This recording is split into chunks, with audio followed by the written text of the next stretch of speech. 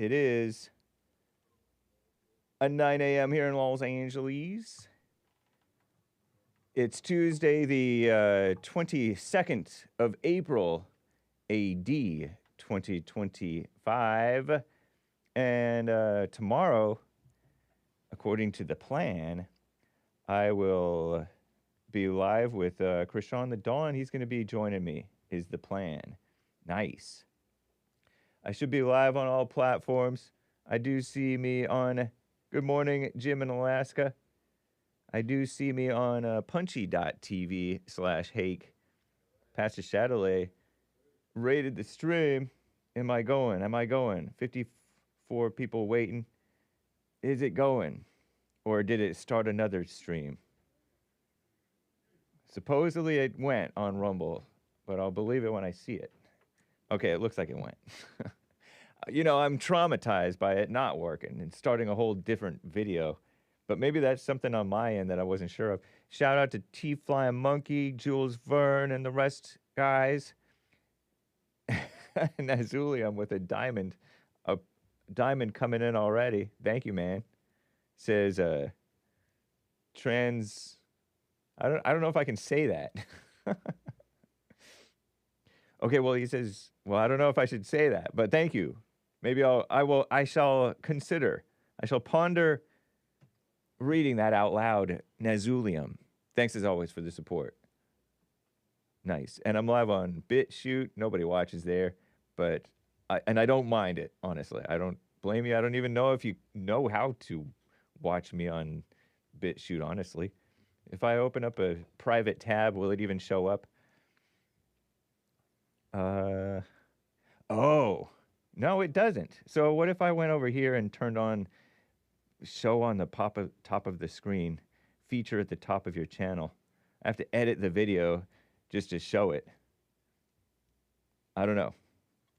Let me do that one more time, just because I'm curious about this stuff. But I don't want to bore you with, there it is, with too much mess, because the lines are filling up. You can call in 1-888-775-3. Oh, Lord. Real professional, Hake. That's something that Doom Jesus, who's a person in the chat, stated, I think in the chat to Anchor Baby, Nick the Anchor Baby, when Nick the Anchor Baby was playing, I don't know, fiddling with this mic thing here, mic arm. And he's a real professional. Hey, real professional. Why don't you fiddle with that thing? And we hear all this noise.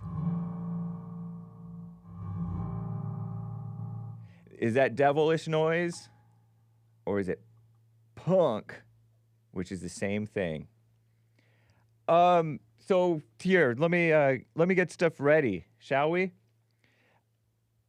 You know, one thing that's going on in the world is they're going after Pete Hegseth, and I don't really know or care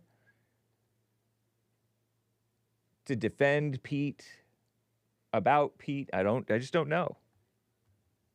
But I like that Trump picked him. I like that he was, you know, he was one of the manlier, at least appearing, sensible, somewhat appearing guys on Fox News. Faux news, shout out. But I appreciate Fox News still to this day. Even though sometimes it's like, you know, sort of woman run, and they ran off beautiful Tucker Carlson and even beautifuler, that's not a word, Bill O'Reilly. And there's been other people who've been involved in the Trump administration or whatever and supportive, and I really appreciate them. Some of them have died, gone to be with the Lord, as some of the Christians say. Shout out. But they're acting like it's this big deal that he was on Signal and shared some supposedly sensitive information about the Houthi attack. Ooh, those Houthis, so advanced. Ooh, they're supported by Iran. Maybe Iran hacked our Signal account, hacked Pete Hegseth's personal Signal account, and they're getting something. Signal is a chat app. I don't even have it. I'm not advanced enough to have it. Only journalists have Signal, and maybe government employees. and their friends. I come from a world where you don't share business. You don't talk business. You don't talk shop. You don't tell about the inner workings of what's going on in your business. I learned that from before I was even working at Bond. But it was, it was trained well. I worked at a family business, and they're like, you don't need to tell the customers the inner workings of this company. Because, you're like, oh, I want to be honest and transparent. But no, you don't have to be like that. And these people who are caught on James O'Keefe, his secret videos, or his minions' secret videos, little angels, we'll call them, secret videos, where they're pretending to go on a date with these guys and gals, and they blabber. The Center for Medical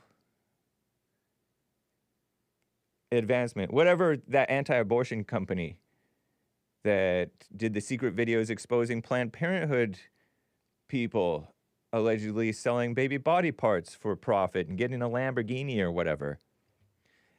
They're not supposed to be talking business to just randos or even love interests, if you want to call it that. That's gross. So I don't know if Pete Hegseth had the proper training. He's a journalist. Journalists, he's kind of was involved in the journalism business. They talk too much. They blabber. But I don't know if that's even fair to say that about Pete, because I don't know the situation. But they're acting like, oh, they want to get rid of him. And so for that reason, I hope that Trump holds on to him. But I don't really care.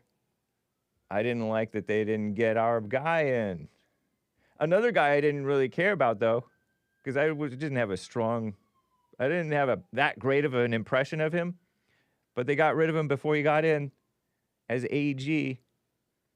Mike, whatever that guy's name is, the guy with the punchable face from Florida. What's that guy's name? I don't know. Blanking on his name. The guy with the punchable... Anchor Baby, do you know the guy with the punchable face in Florida who got... he allegedly was flying a 17-year-old girl around? Matt Gaetz? Yeah, Matt Gaetz, thanks.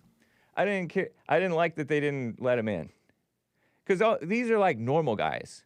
Matt Gaetz, Pete Hegseth, they're somewhat normal. Sort of normal people. Even Kevin Howe says Pete was only one of the only good ones Trump hired.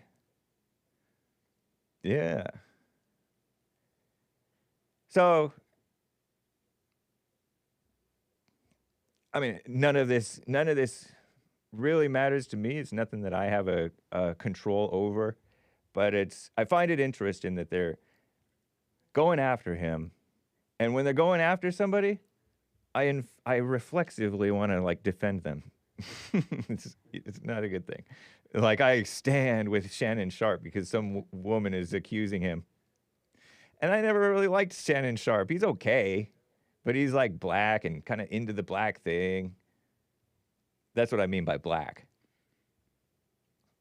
And so I don't really care about Shannon Sharp, but I'm not for injustice and false accusations or even true accusations, because it's a personal issue between them. These public accusations, please. The accuser mindset is so devilish, satanic. Isn't the devil nicknamed the accuser? So that's what all these people are. They're the devil accusing Pete, accusing Shannon Sharp, who's a black competitor, former football player. I was not particularly much of a football player, at least not American football. But he's also run a podcast, talked to some famous people. Very good conversationalist, actually, I think. Or at least lets people talk, which is cool. So, anyway, let's see here. I have to get ready because I have calls to get to. Your super chats to attend to. That's not proper. English. And other things. You can call in. There is one line open, 1-888-775-3773. Did I unmute the right thing? I can't read it when it's this.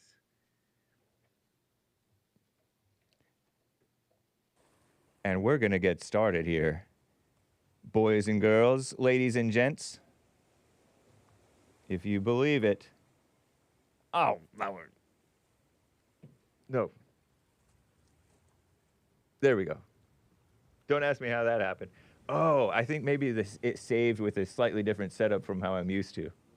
So anyway, working with the anchor baby to get myself to where I can fly solo.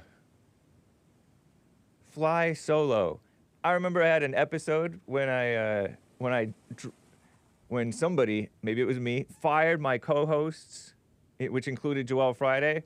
And I said, oh, I'm flying solo. But actually, Joel Friday was over here manning the board for years for me. So I was not flying solo. One day, I may fly truly solo. I've been able to drop Hassan or do without him. Barely making it without him. But we'll see one day, Anchor Baby will be able to push me out of his nest and I can fly. Without smacking the ground. Doof. Crash and burn, baby.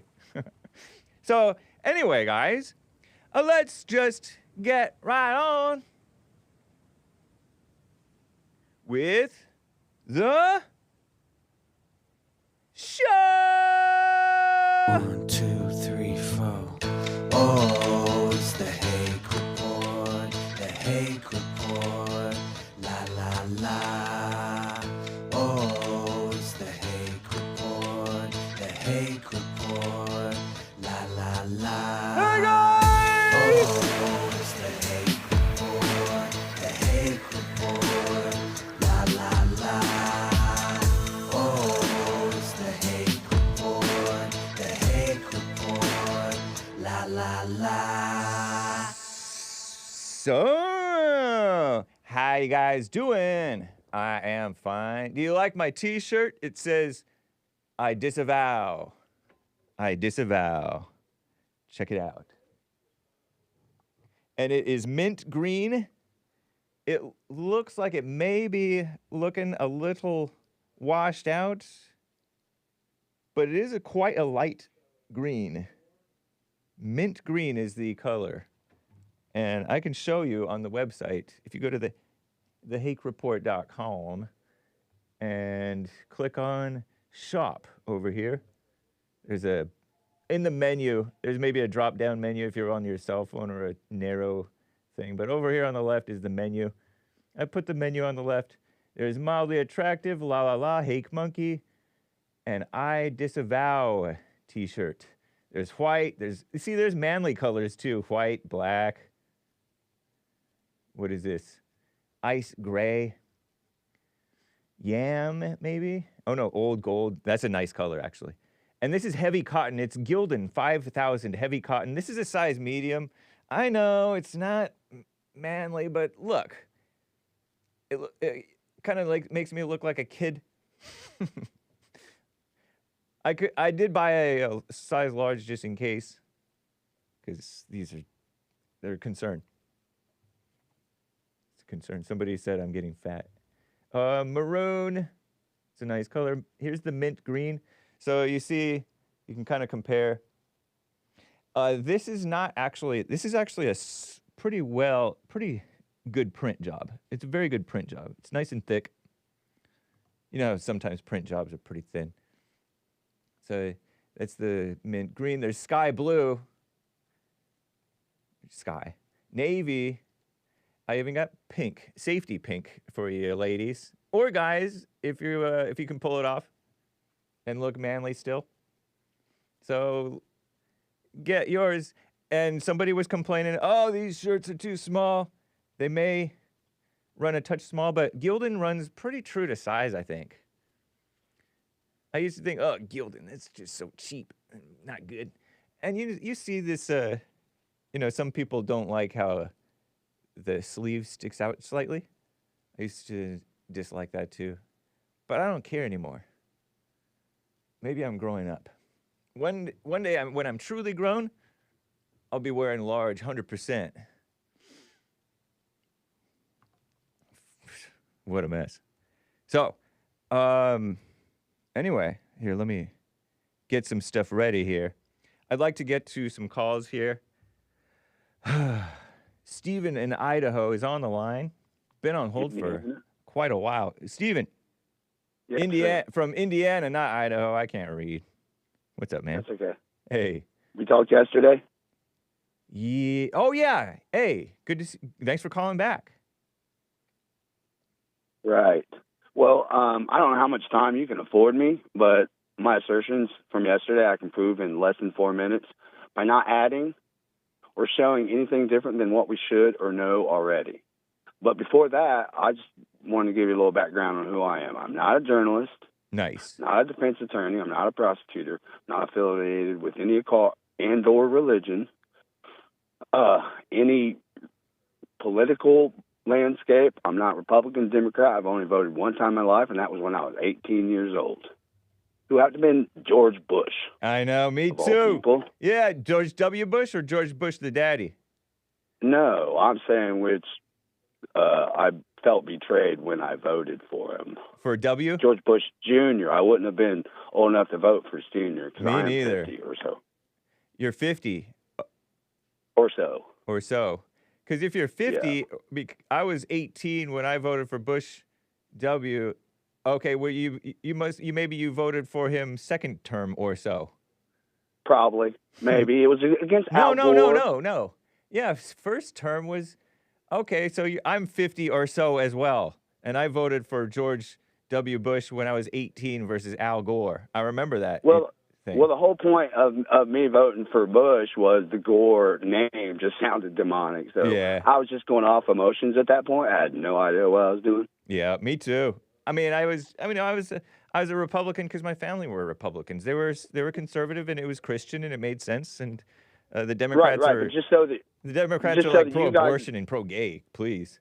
Oh, yeah. Well, let me add to that. But just so that you know that I don't consider myself. I'm do what I'm supposed to. I stand on the fence, so I'm not distracted by either party. I respect it. And as far as death's concerned, which brings us to the topic that I hope you allow me to have the time for, is that I do not condone any sort of death. We're talking about suicide. We're talking about murder. Right on. We're talking about abortion. We're talking about death penalties. That is not what God says we have the right to do. Oh, okay. All right. I understand being against the death penalty. I don't want to get too far off on that topic. It's not what you called about. I'm okay with the death penalty, I think. Of course, that would take a whole nother episode with about 2 hours to explain to me. I'm with you. I'm with you. Yeah, we can talk about it another time. I'm totally with you. Okay, go ahead. Okay, now let me add one more thing. I only feel comfortable calling you guys because I do believe Jesse is an honorable human being. Right. I have no idea who you are, but I know you guys are buddies. Okay, cool. So I just feel I'm not a YouTuber. I'm not a podcaster. I only watch old videos. But I'm the Sherlock Holmes of the world today. I use deduction to draw a conclusion. Yeah. I left school in my sophomore year because the educational system was not teaching me the things I need to know. So I'm self-taught in everything. Cool. But I'm a spiritualist, so God divinely inclines me to also cipher. Yeah. Okay, so that you and I had the conversation, and I made my proclamation and assertion, nonetheless, that so my big deal yesterday was that I really wasn't trying to hinder an investigation if there was already an investigation. But under the scenario that they might not already had their concepts going on, that if you're laying this out, then, you essentially got to have facts to back things up, okay? So what I'm telling you is through deduction and conclusion, honest and rather easy, because like I said, it's obvious that I can do this in less than 4 minutes with things that you already know. You've gone through 1 minute, though, before you even started. Okay, well, I also had to disclaim because, like I said, I'm not a journalist. I don't want you guys to get We the wrong know. impression that I'm one. Let's get Okay. to the point. Okay, so I'm just giving you, even though it's a real-life scenario, I'm not going to name names this time because I don't know if we're actually live anyways. It Cool. doesn't matter because I'd rather not be live. However, so I'm just going to give you a hypothetical scenario, not involving names, but actually the same scenario. Okay, stab wound to the heart. Terrible. Had to be militaristic. What I mean by say this is that you had to have been taught how to do this, one kill, one shot. Okay, and when I say militaristic, I'm not saying military. I'm saying militia. Okay, so these people also know how to kill. Okay, so you have the knife. All right. This is about about the track meet stabbing incident in which the black young man, Carmelo Anthony, allegedly stabbed and killed the Austin Metcalf in the heart. He claims self-defense. Normal people tend to claim murder. And you're saying that he seems to have been trained to be able to stab a guy in the heart and kill him. Yeah, I'm not dissolving of his actions because even as a kid, you should know, you should be taught that death isn't something that you do not want to get into. Right. So I'm not dissolving him of anything. But with this proclamation, it could actually make a terrible thing into a somewhat good thing because you have two families that are affected by this. Okay, and if one is at fault for making the decision, okay, so that's his fault. He must serve the consequences. And I thought that Kyle Rittenhouse, whatever penalty they could have gave him, that they should have punished a 17-year-old kid for carrying around a freaking gun in the first place. Yeah, okay, so let me get back to my assertion. Stab wound. Let me stop you there, though. You think Kyle Rittenhouse should be punished for carrying a gun? No. I said they should have made an example out of kids carrying guns, whether that would be in 2 years probation, this, that, or the other. But 17 is not. Did not defend. 17 is not a kid. I'm not saying he didn't defend his life. I'm not saying that at all. No, I know but that. You put yourself in a position making decisions. But 17 is not a kid. That's a young man. That's a young man, but you're taught the values of your peers and your family around you. But I don't think Kyle Rittenhouse did anything wrong. No, I'm not saying he did anything wrong. Carrying the fact that he felt like he needed to carry a gun. Okay, so let's get past that because what I'm saying is I don't think that he committed murder. I'm not saying that at all. When they were rioting and burning, when they're rioting and killing, they're rioting and they had killed people. Black Lives Matter had. Right. But he put himself in that position by going there. Right. That's all I'm saying. I'm with you on that. He could have avoided that whole scenario. I know, but you're acting like he should be punished for carrying a gun as a 17-year-old. I didn't say punished. I said he should be held accountable as a kid for. This applies to everyone who carries a gun illegally or immaturely, I should say, actually. But, I don't see it as really particularly immature. The immature people were the ones who attacked him. I do agree he put himself in that situation because he was looking out for businesses. And there was nothing wrong with what he did. Right, but do you want a world full of juveniles carrying around weapons? Yeah, I'd be fine with that. If they're good young men like Kyle Rittenhouse was, he was like an upstanding young man, well trained, didn't hurt anybody who wasn't going to hurt him. And he even that's what the military's for. He even missed the black guy who, nowadays you have to be the military because the police will not stop the criminals. The criminals were running rampant. I'm not justifying anything. I just wanted to make a small point on juveniles should not be carrying weapons, plain and simple. But I disagree with that point. But go ahead. Yeah, move forward. Well, I respect that you disagree with that. But what I'm about to say might change your mind for that matter. Okay. Okay, so stab knife to the heart. Don't say that anymore. We already know. Okay, so and we are live for the record. I don't know how much of a Gen Y, Gen X boomer you are, but we are live on YouTube. I'm not.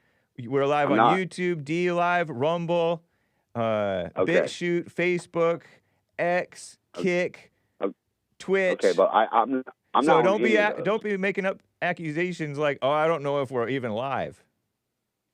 Well, I appreciate that we are because you're actually saying what you're doing. But I would rather it not been so these discussions could be aired between you and me. And if you felt like that these weren't a discourse to society, even though it's truth, then you could kind of censor me, and I'd feel comfortable because I actually suggested that in the first place. Oh no, but I don't want to talk. If we're live, we're live. Yeah. Because I'm not saying anything different than anyone else is saying. Well, you're saying Except that that this this is you're the saying truth this tape. young man was trained who stabbed Austin Metcalf allegedly in the heart. Yes. But you don't Everything know was that he's script- trained. A trained Everything person was can script- do that. It doesn't take much training to stab somebody in the center of mass or the heart. It doesn't Really, take in the much state of I don't know. I don't in think the so. in the state of hysteria, and you're defending your life, you're just going to stab somebody, get them off of you. Okay, it could be in your arm. Could be But your there leg, was no could be your hysteria abdomen. necessarily. There's no defending his life. He was And saying. that's why I say premeditated. Okay, so let me get to that. I can't say that even. Sort of, because he said, "Oh, touch me and see what happens." But Okay, but premeditated that's not means, even- he was going to stab him. I don't know if he Okay. realized that he was stabbing him in the heart and that he was going to kill him. No, because the reason for that is that if you have a surviving victim of an attempted murder that can testify against you in court of law, you're essentially, with aggravated, is going to serve close to a murder charge anyways. Right. So they needed the young guy to be dead. You can't. But there is no they necessarily. You're making up stuff in your imagination. No, Respectfully. I'm not imagining anything. If you just listen and let me finish within this 4-minute scale that I told you I could do it in, then I will astonish you. Okay? So the whole thing was scripted. Even what he was supposed to say after, which is why he ran, but he didn't run to get away. He ran because he wanted to get away from reaction, physical reaction. But he Right, waited I understand around that. long enough for the police officers to catch up with them. Okay, because that was script, what he was supposed to say. But what was off script, which messed this whole thing up, which cued me, is the fact he said, punch me and see what happens. Because he just said, touch me, providing all this is real. Touch me and see what happens. Because Austin didn't offer no hostility. This is what prompted him off script, because the point to this was that he was supposed to entice this young man enough to get hostile. And I guarantee there's not going to be any video footage proclaiming hostility on Austin's part. That means there are people We'll in the find crowd that was planning to take footage, and which is why they picked it on a rainy day, because not a lot of people's cameras are going to be out. Lord. Okay? So the thing that really messed him up is when he said, punch me, because off script, he's trying to get this white kid to react. But he may have That's been off a little aggressive. We don't know. Oh, I don't understand your stance if you just said that he was murdered. Well, I didn't say he was murdered. I said people say that he was murdered. But just because you're a little aggressive doesn't mean the guy didn't murder you. Because being a little aggressive, high schoolers will shove each other a little bit, and there's no intent to murder, and there's no intent for a threat of life. Which is my point, is that this Austin kid, I'll guarantee you as a fact, was not hostile. But the But you Carmelo don't know Anthony that. You're kid, calling it a fact, but you don't know that.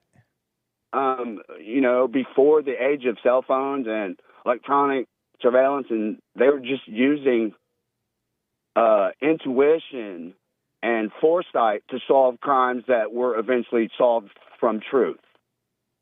So I don't need to be there as a conclusionist. Okay. I just need to know certain facts, and this is what I said about divine inclination. God will enhance the ability to pick up on the things that normal people or average people could or would not or fail to see. Nice, man. I appreciate your call, Stephen in Indiana. I got to run.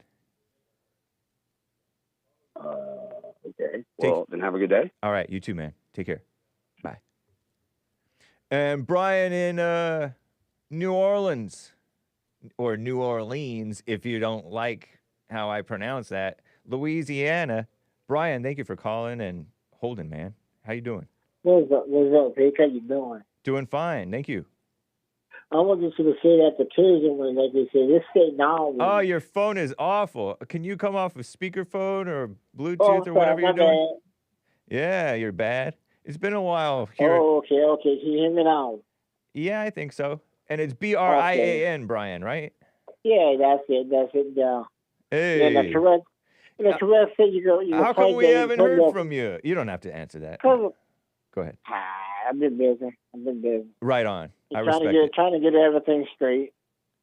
Are That's you in your all. 30s or 40s or 50s or 60s or 70s or 20s or I'm teens? around. Let's go around your age, 50. Okay. I'm a 70s baby. A what? A 70s baby? Yeah. Nice. Yeah, I'm an 80s baby actually, but right on. Oh, all right. I have siblings from the 70s. All right, then. So I'm kind of a Gen X you know boomer. what's up then? Yeah, I do.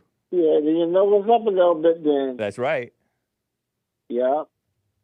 Hey, I wanted to ask you though, where do you sit at with the with all this is going on right now with the tariffs and stuff? How do you sit with that? How do I sit with what? With all the tariffs and stuff going on, all this wrongdoing. Terrorists? With the tariffs. Oh, tariffs. Yeah. Oh, I haven't really noticed a difference. I just hear people yapping on the internet and in the media. The tariffs, we haven't hardly heard about the tariffs in like a week or so now. I guess because he paused them, except for against China. And it's interesting. I heard that he made that website that blames China for the China virus.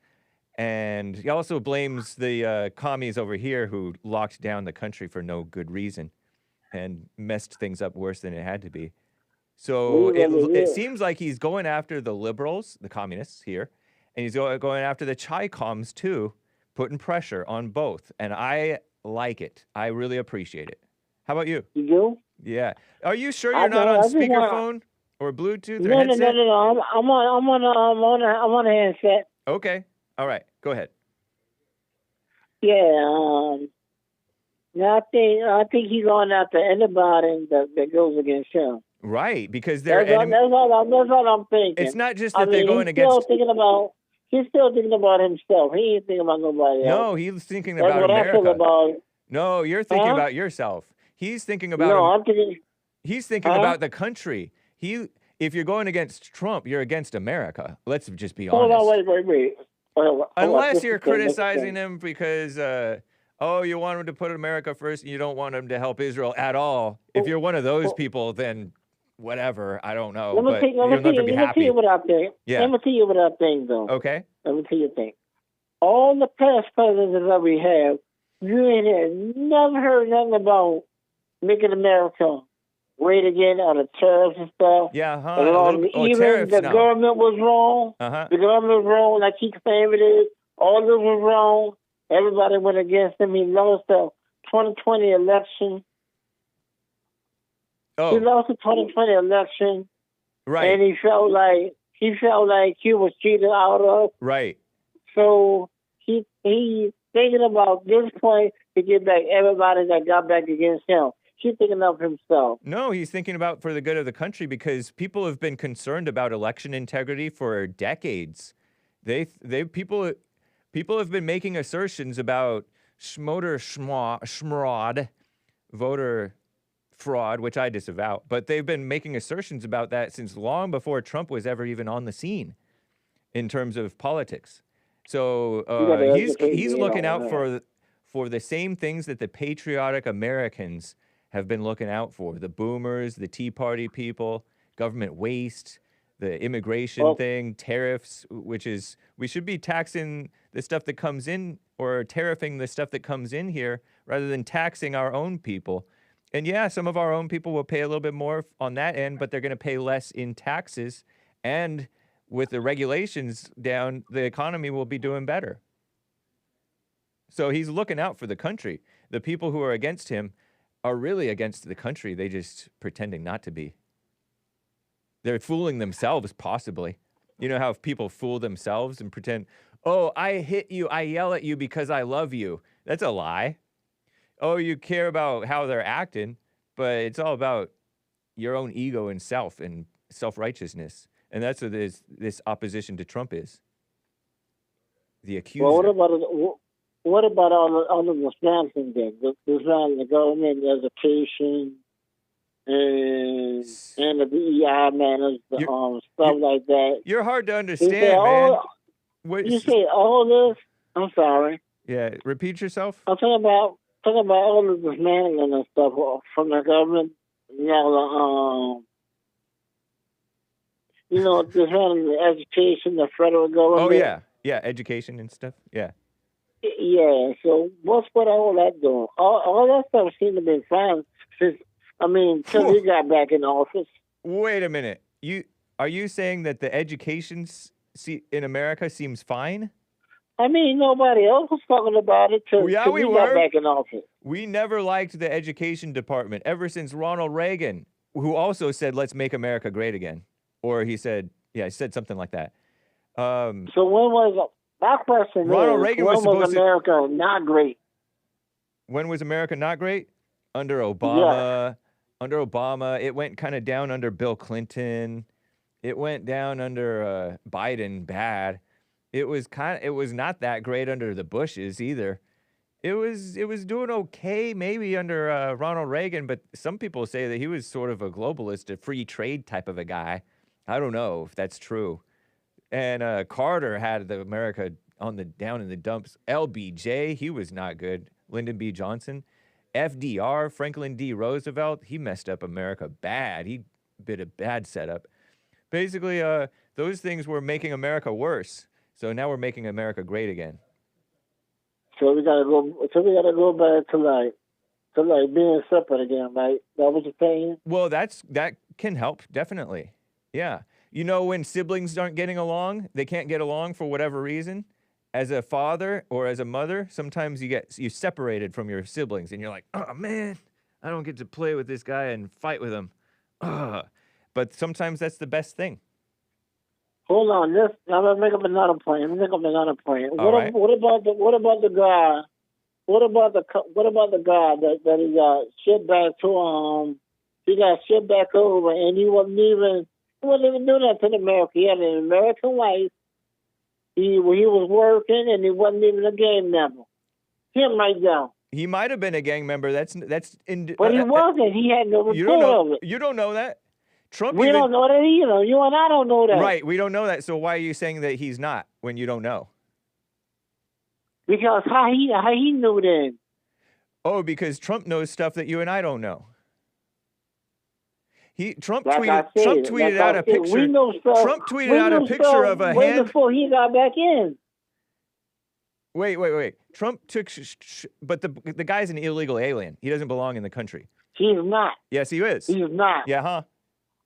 He's not. Yes, he was, man. Are you kidding me? You're talking about Abrego Garcia? He's not.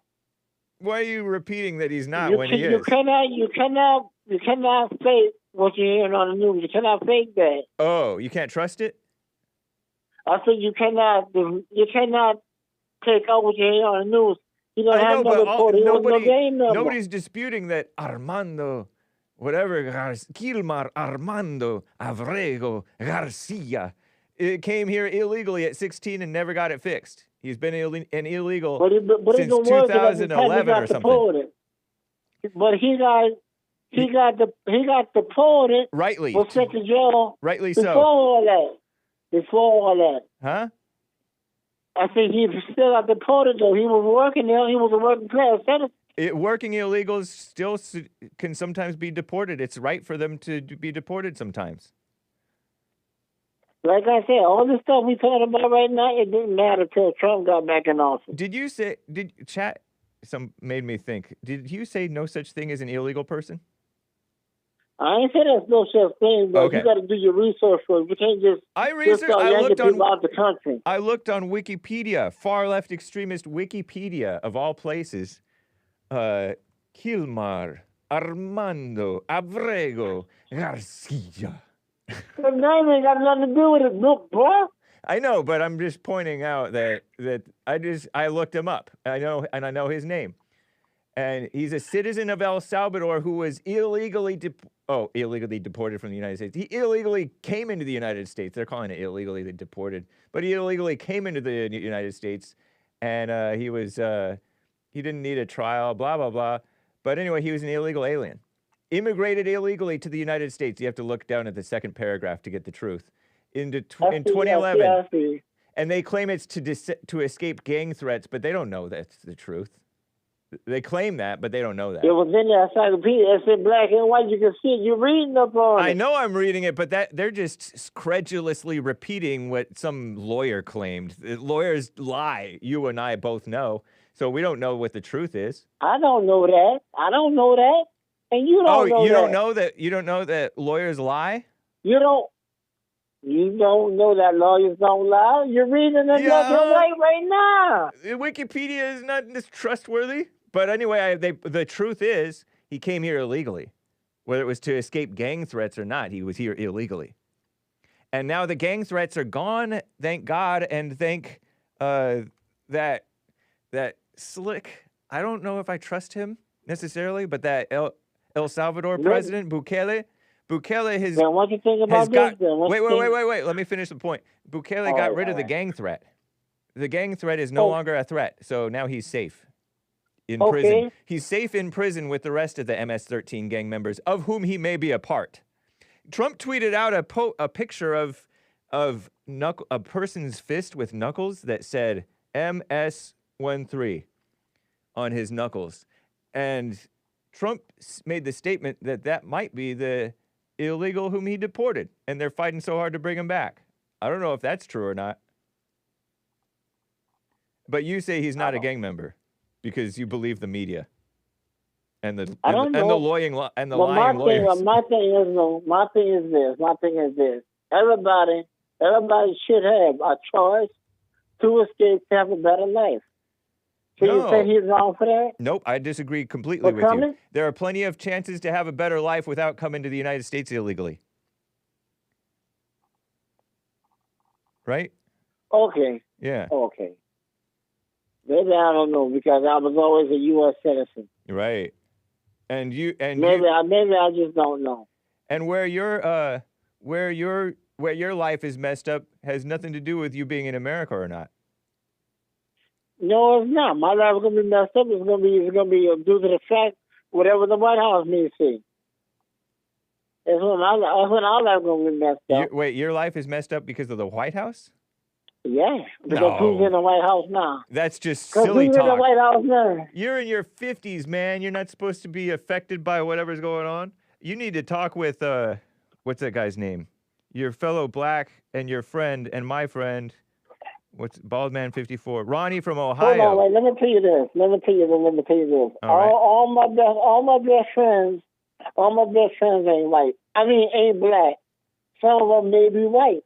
I'm gonna have a best white friend. You notice this guy's hiding his hands. Where are his hands? I want to see the tattoos on his hands. He has a tattoo on his arm, like Joel Friday. We saw the tattoos. Tattoos don't mean nothing. I don't know. They tell you about they tell a little bit about your past in some form. Whoa, he didn't look like you looked like like he was in a band. Wait. So you saying, wait. Okay, pull it up. So I want to say this though. What if you and I have a girlfriend, right? We love her so much, we might get our name tattooed on our bodies and it might be written in another language. So what is that? What if that might be? Say it again. We might get our old lady's name written in Chinese or something. What that might be? Look at this. Oh no, wait. Is that real? What? Marijuana. I'm not sure what this is saying. Maybe this is... Okay, so that's printed on top. It doesn't literally say MS-13, but it has marijuana. Oh, wait, go back. All right, there. So this part is not tattoos, but this part is the tattoos, and it says marijuana. The marijuana leaf, and then smile, S. Marijuana leaf, M. Marijuana. S is in smile. Cross is, I guess, 1. And skull is... Hold on, wait. They got a word. So is he a punk or is he MS-13? It says, wait. Look at this. That might say Christ. You got to read the words that's underneath. This is the hand of the man that the Democrats feel should be brought back into the United States. I see the hand, but each word that's under the sign got a word to it. Right, but the words that was printed on top of the photograph. That's not on his hand, because he is such a fine and innocent person. They said he is not a member of MS-13, even though he's got MS-13 tattooed onto his knuckles, according to Trump, and maybe it's like in code. And 2 highly respected courts found that he was a member of MS-13, beat up his wife, etc. He beat up his wife, according to the report, which I don't know. I'm not necessarily. I don't have a position. I was elected to take bad people out of the United States, among other things. I must be allowed to do my job, make America great again. Thank you, our greatest president, Donald J. Trump. Why are you taking up for this illegal? I'm not. I'm just trying to say he might have. I mean, he might have said he was wrong or not. I don't know. You don't know what? I don't know. About what? I don't know. I don't know who's right or who's wrong. Oh, okay. But by you showing me this, though, you're showing me something. Yeah. You just showed me something. Yeah. That's all I'm saying. And they're calling it an MS-13 tattoo. And and you know, people can have a tattoo and then try to reform, or they felt like they had to be in the gang because that's their neighborhood. It's a bad neighborhood. I don't know what type of guy this is. I'm not judging him. I'm just making the point that he's an illegal, and they're taking up for him not because of him, but because it's against Trump, and it's against enforcing the law, which the law says you come here legally or not at all. You know what I mean, Jelly Bean? And you're not supposed to stay here illegally for 14 years and never get it fixed and act like we're the bad guys. I mean, you can do that, but that's I think Trump is being quite fair. Okay, we'll see. We'll see. Yeah. I just wanted to go on, and I'll let you go. I'll let you go on that note. Fun call, man. Thank you, Brian. Oh, yeah. Oh, yeah. Oh, yeah. All right. All right. Take care. I'll catch you soon. All right. Sounds good. Bye. All right. What a great guy, right?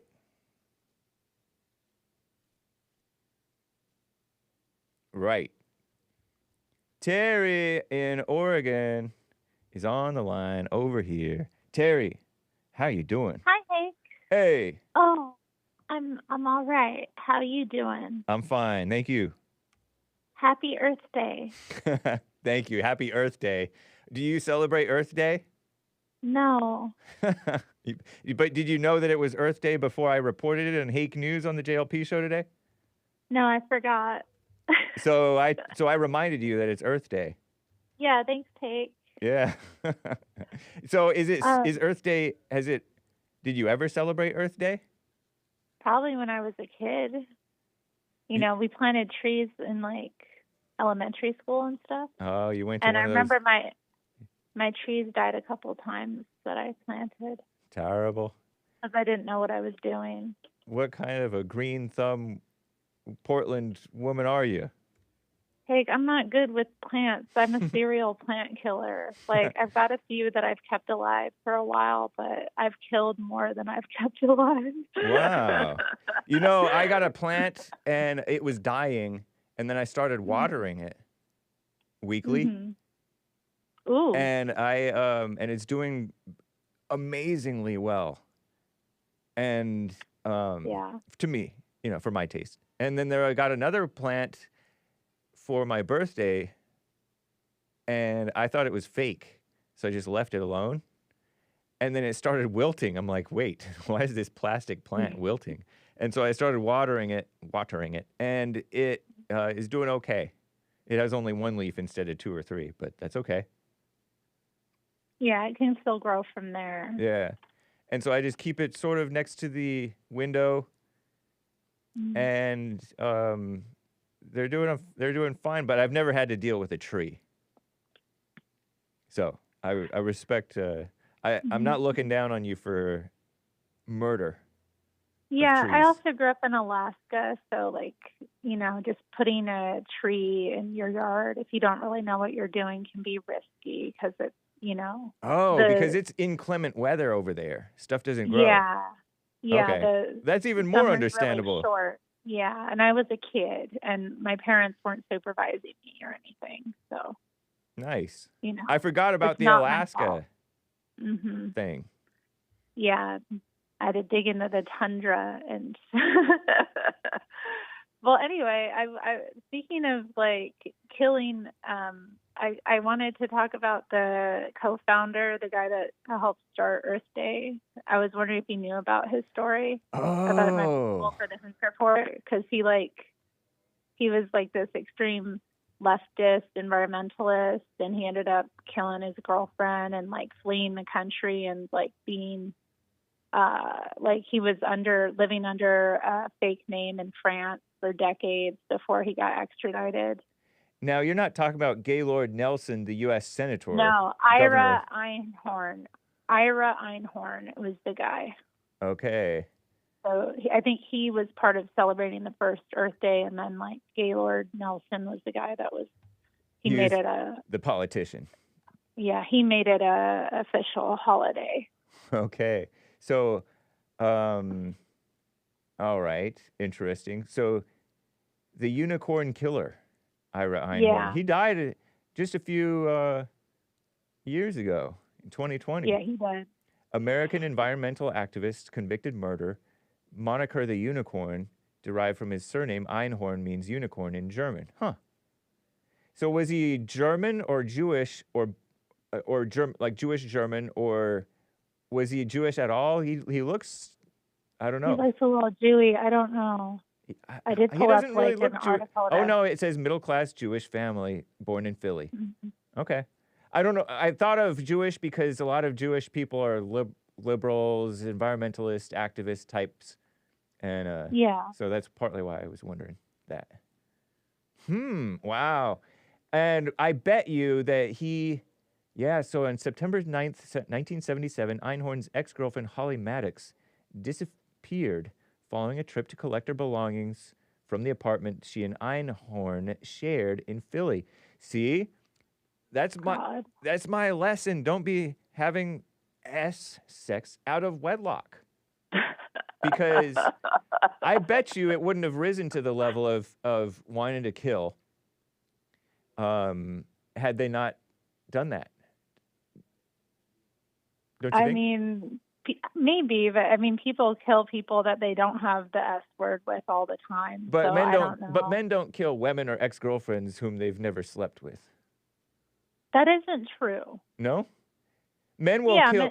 Men will kill women that they like. Usually they'll violate the like body or corpse like in the process. Right. Or anyway. they will have sex with her and then kill her. But my point is you take out the sex, but those were not ex-girlfriends whom they killed. No. Yeah. They're like stranger women whom they hate because they hate women.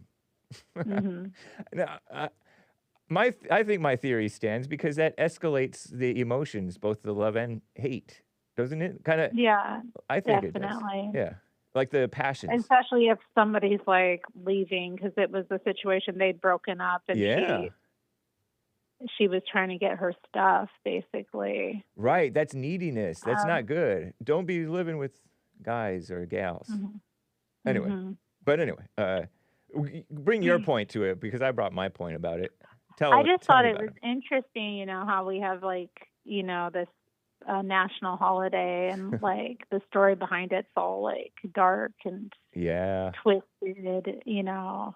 At least it's just another interesting example of that. And I also think it's kind of interesting that this guy who, you know, cared so much about the environment, like, you know, people often try to get their virtue outside of like themselves by things they're into, things they're fighting for, things they care about, that, you know, their hearts are still like wicked. Right. That's so true. You know, this is interesting. Einhorn, Ira, right? Ira is his first name. Einhorn was a speaker at the first Earth Day event in Philadelphia, 1970. He later claimed to have been instrumental in creating and launching the event, but event organizers dispute his account. And it's funny because both of them have a motive to lie, right? He has a motive to lie, to pump himself up, to make himself look important. And they have a motive because he's a murderer, I guess. I don't know when they disputed his account. Or even just because they just want the glory for themselves, if you will, to say, oh, no, he wasn't involved. So who knows what to believe? That's funny, though.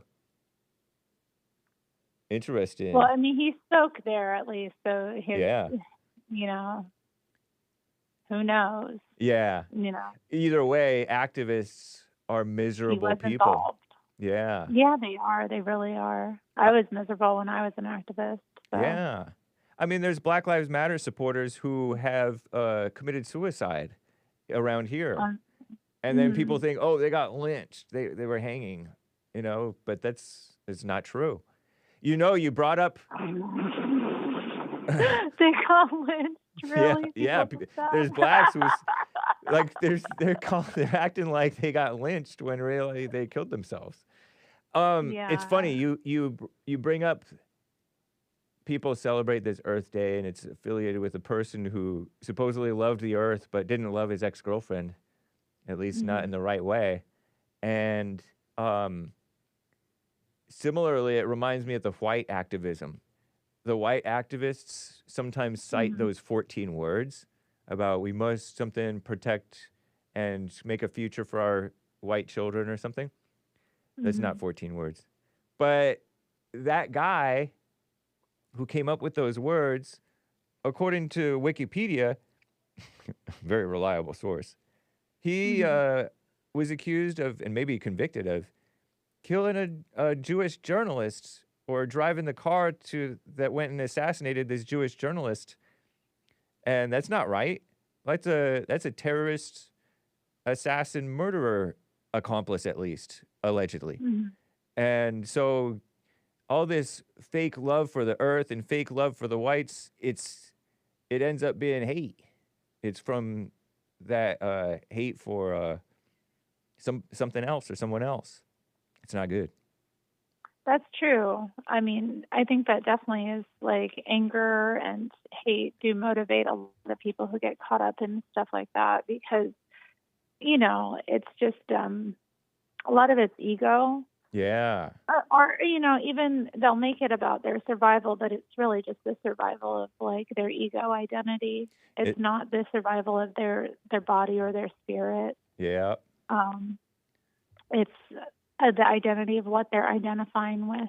And I don't know. I mean, you see it too, like it's a lot of, I think, I don't know, too, his girlfriend getting killed. It's just like another example of like women getting caught up in these like circles and getting like killed or put in prison and things like that, or like getting arrested. I see all these women get caught up, you know, and they do all this work for these organizations, or they like do all this activism, and they'll like end up dead or disappeared. Yeah. In different, you know, in some countries, and it's like, you know, why don't you have any, like, where is your sense of self-protection? Like, where's your sense of self, you know, just regard for yourself? Yeah. I mean, that kind of woke me up from being an activist as well, because I was like, I never got extreme like that. I wasn't doing anything like, you know, that really was pushing the boundary of the law, you know, yeah. you know, but even so, like I did get worn down quite a bit, or just like, you know, exhausted by it. And the weight of it on me was a lot, just on my spirit and in my mind, and like this level of stress I was under, let alone like what some women will like do. And I don't know, I kind of had this awakening where I was like, I don't need to be making my life this hard. True. You know, if I already feel oppressed, why am I adding to my misery? Nice. You know? That's cool. Like, that's a nice wake up self-reflection thing. Yeah, it was, you know, it was a step on the ladder of getting out of the victimhood mindset. Yeah, where, because we work ourselves up. If I'm a victim, why don't I take better care of myself? Yeah, exactly. Why am I putting myself in a position to get victimized more? I remember being kind of like that, like with the overreaction to Obama back in the day. People think I still overreact to him. I might. I will never. Yeah, I will never let go of Obama. But Big Bump says about these activists, violent activist people. He says just like the Kwanzaa and Karanga. Oh yeah, yeah. The Kwanzaa guy beat up and tied up some like black females who were in his organization, right? Or something like that. Yeah. And is Karanga the guy who did the Kwanzaa, came up with he's like this professor, black college professor, who then had to serve time because he did some crimes. But that's interesting. What a mess. And people to this day celebrate Kwanzaa like it's a real thing. But you're right about that. It's just an oppressive spirit that you put on yourself. It's like what Jesse was saying in this monologue at the beginning of his show today. You have the life you want. You want your misery. Right. Wow. Yeah, people, like, it's part of their identity, you know, they identify with it so much that to let it go is painful. Yeah. You know, like it's the same with like the black thing, you know, where people are all caught up in their blackness and black victimhood. And, you know, even though it oppresses them, even though it keeps them down to like over-identify with this, you know, this, I don't know, this mindset, this oppressed identity. Yep. You know, even though they have all the goodness and opportunities at their feet and all these things that they could be focused on that would get them out, you know, of the situation they're in, they'd rather choose what's comfortable. You know, it's like,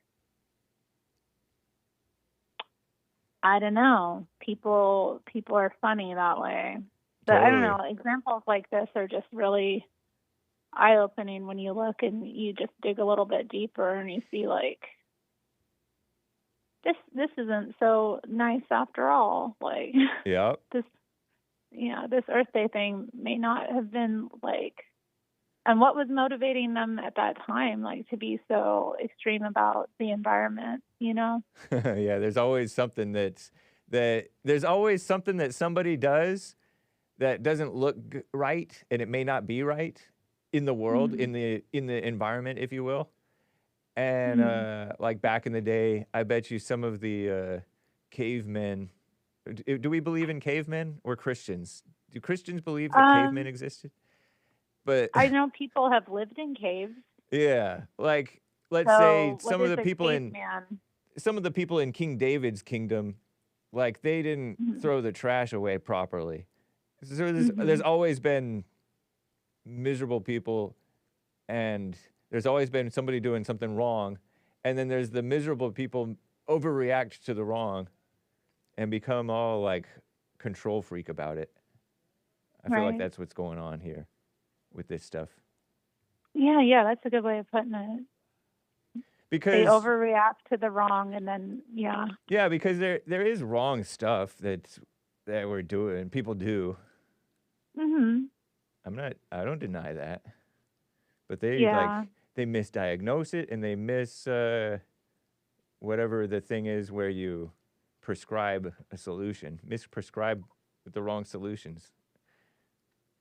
I wonder if some of it's like they're, because I've heard stuff about how people's like hormones can affect how they think.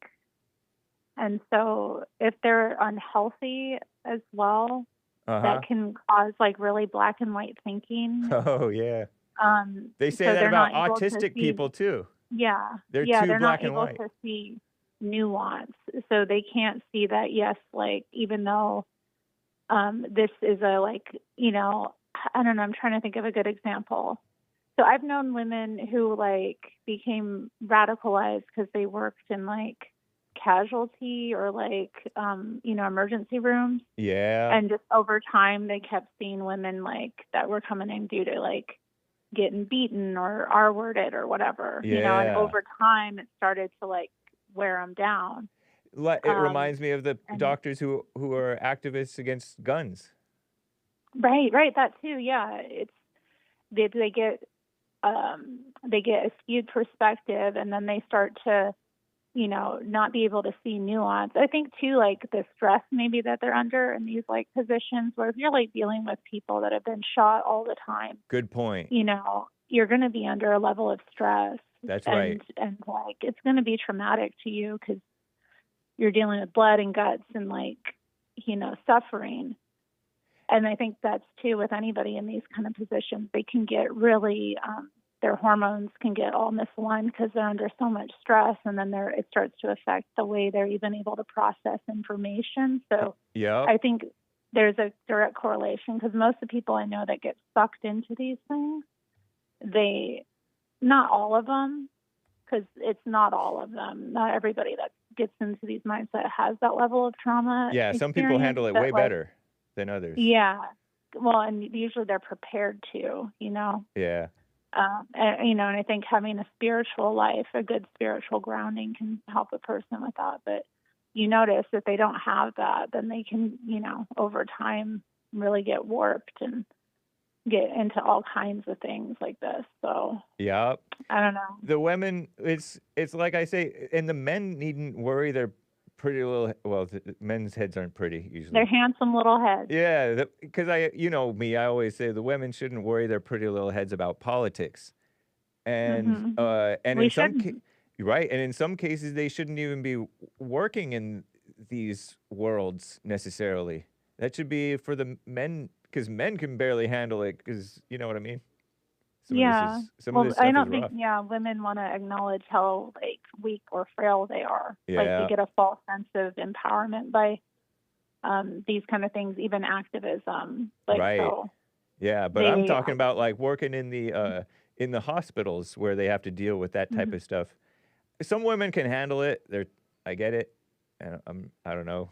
But yeah, and I don't think. I mean, I think in terms of like, especially nursing and that kind of thing, you wouldn't want to have no women. I think it's and now it's something that women naturally are going to have an affinity for. But they get worn down too over time. Like there's only so much stress people could take. I mean, and you know, back when women used to serve as like war nurses and stuff, they'd get like extended leaves of absence to go recover before they came back, you know, for you know, months of work, just like soldiers would as well. So I don't know. And like, maybe we knew how to deal with stress better back in the day, like because men and women are I saw this clip. Men and women are weaker and subject to emotions and overvalue the emotions as though they're real, and it becomes sort of a vicious circle of feeling the emotion and then feeding into that emotion.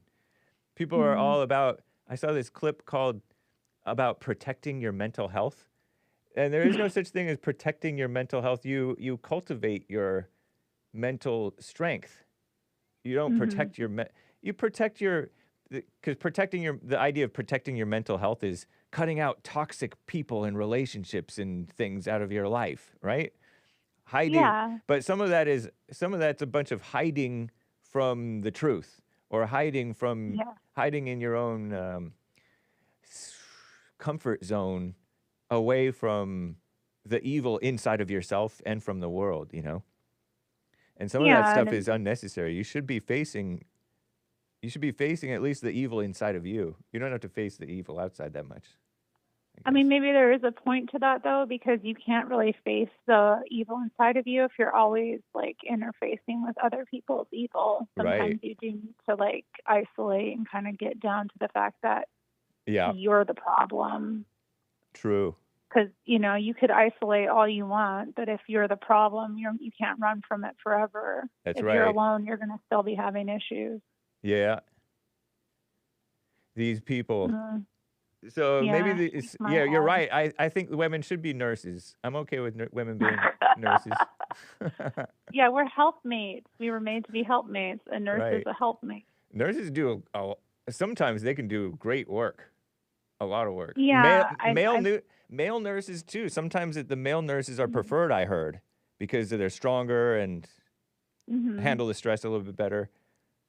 Interesting. Yeah, definitely. I think men should be involved in it as well, but I do think, like, I don't know. It just seems like a natural female profession, you know? I know. It's just something that we naturally do. We want to, like, we see somebody that's hurt and we, like, have a natural desire to nurture. And a doctor's tends to be more of a natural male profession. Yeah, I concur. Great call, Terry. Happy Earth Day. My call. Yeah. Happy Earth Day. Right on. Take care. Bye. Bye. Wasn't that a great call? Poor Steven. He can't get 4 minutes. Well, I give the girl 22. Meade in Richmond, Virginia on the line over here. Meade, thank you for calling and holding, man. What's up? Hi. Hey. Yes, hello. Happy Confederate History Month. That's right. Yeah. It is, huh? Is it Confederate History Month? The month of April? Month of April. Wow. How did I miss that? I called you a few weeks ago.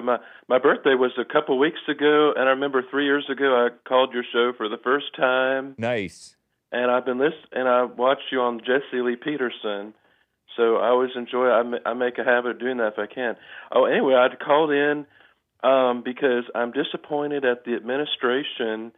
Trump's, you know how Trump said we would restore the name of Fort Bragg. Oh yeah. Well, they did, but to a different person with the name Bragg, and I feel like that's very disingenuous. I agree. I don't like that. That's not right. No, it defeats the whole purpose. Yeah. You know, the communists took away the names. We're supposed to restore the names. It didn't happen. It's some guy named Bragg that you never ever heard of from World War II, and he was a very honorable soldier, but that's not what we wanted. And then when they restored the name of another fort, I think instead of Stonewall Jackson, they changed it for Andrew Jackson. They're not doing their jobs. Yeah. And I don't understand Pete Hegseth because I think he's in charge of all this, but I'm very disappointed. I feel like it's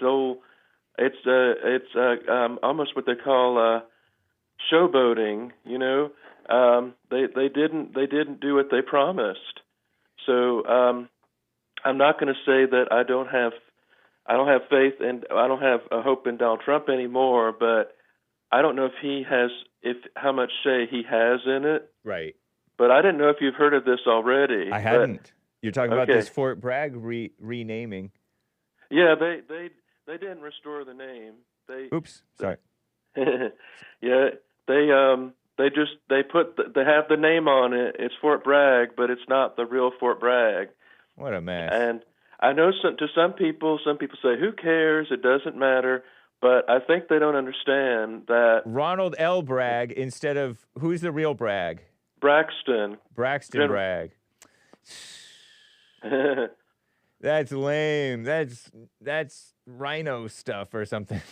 Exactly. We did not vote for this, and I don't understand unless Pete Hegseth is, one of those people. But like I say, I don't think there's such a thing as rhinos. I think these are just Republicans being Republicans because they're not conservative. Yep. But it's a slap in the face, and it's also a waste of money. And you might as well just keep the commie names there. There's no point.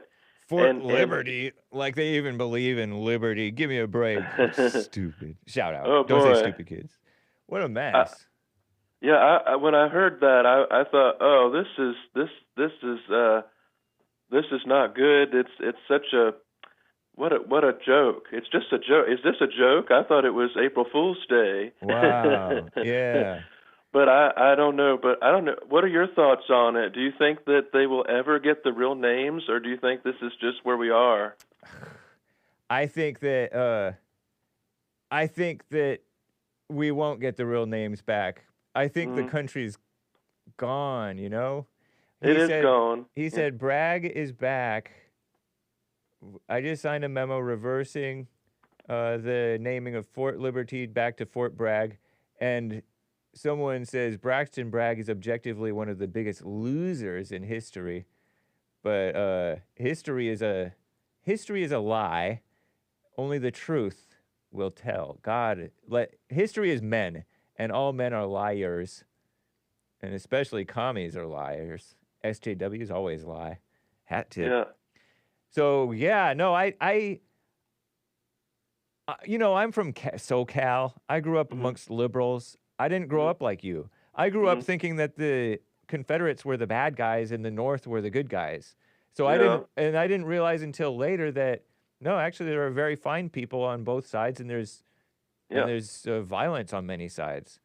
And so go ahead. Yeah, I encounter that still though, and I call it fake MAGA. But fake MAGA, they like Abraham Lincoln, and they think that he saved the country. And even though he destroyed everything Washington built. But anyone who says, Braxton Bragg might be a loser, he's still a better man than you. Right, exactly. That's why I say Robert E. Lee was still better than you. Yeah, I know.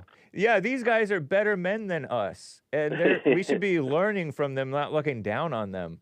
And these are, and the point of the Civil War, even if, let's say you believe in this, that we were right to go to a civil war, the point of the North so-called winning the Civil War, the point of the South losing it was so that we could come together and be one country again. Yes. Right? Well, and so let's be one country and not spit on the beautiful South.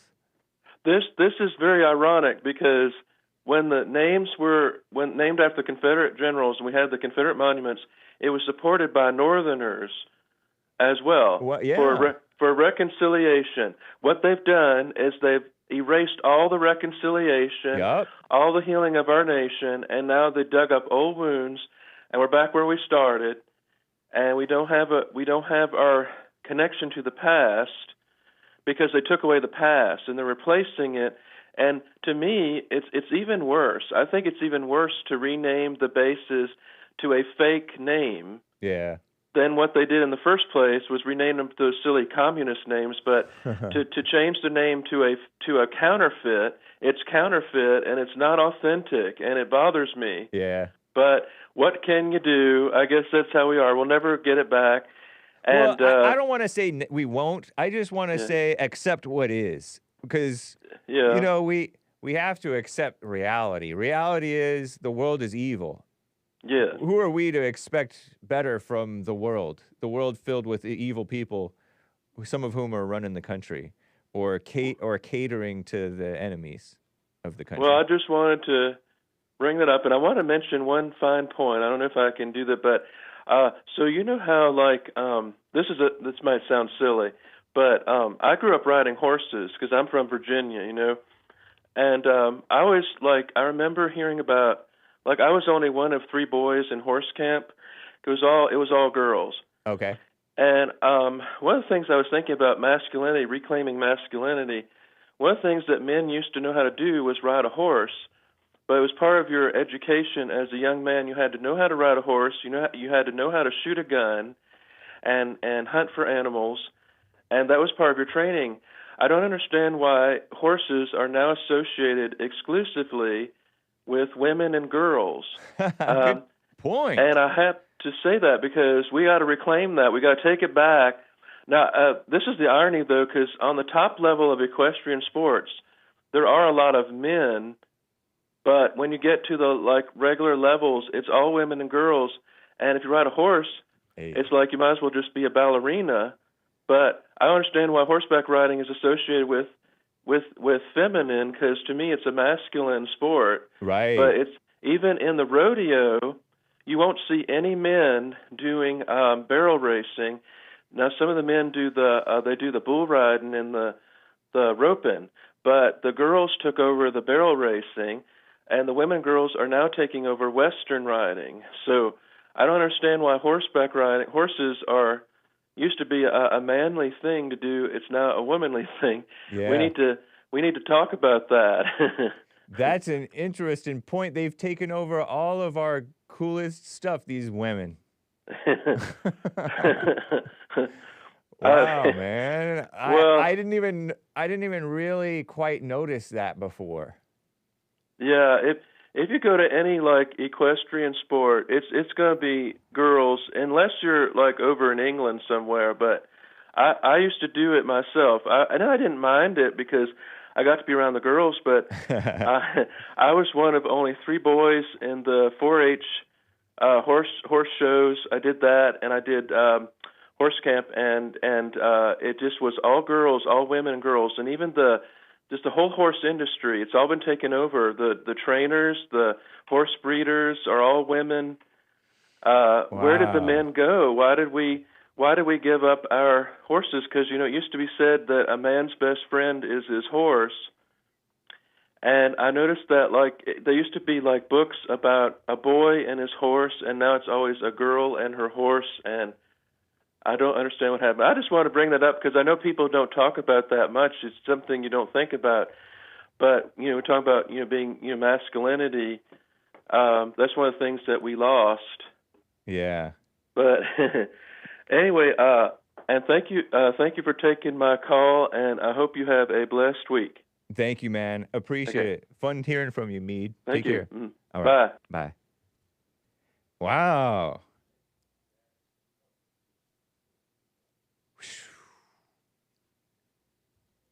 I got to do a few super chats and things. I have a lot of stuff going on over here. I will. There is one line open. Nazulium wrote this with a diamond that trans women are con men. Thank you, Nazulium. Shout out to the transgenders. We love them, if we love anybody. And shout out. Look at how busy the Rumble chat is. See them? Tea flying monkey. Oh, I should just say turd flying monkey. I don't like the thing, but that's what they do. They throw their poop. Age of Inversion. Jules. Nice. Let me check over here on Streamlabs. I got some tips from Lin Yen Chin that I should look into another time. At first, I thought he was fish. He got fish, but he did not get fished. Nice. Okay, so over here on buymeacoffee.com/the Hake Report, Popcorn's Thump Keg. Last point I'll make on this topic. Why did you, Hake, say yesterday that it's ridiculous for Carmelo to be claiming self-defense? Is it based on rumors, media narratives, etc.? Was there something in Carmelo's past that makes you say that? What is it? I've only seen speculation. Stabbing somebody in the heart over a dispute doesn't sound like, I think it seems pretty ridiculous to call that self-defense. Yeah. Bringing a knife to a track meet and defying a guy, allegedly, according to the police report, it's ridiculous to cry self-defense on that. But he wants to wait and see because he's black. Not because it's right, but because he's black. That's what I'm alleging on you, Popcorn. All of a sudden you want to pretend like it might be self-defense. But I acknowledge that I don't know how aggressive or not Austin was. But I don't think anything rises to the level of needing to be stabbed at all. You and Mark are convinced it wasn't self-defense. You called it ridiculous. That's right. That's true. I acknowledge. My point is, I don't know. But you think it's ridiculous based on what exactly?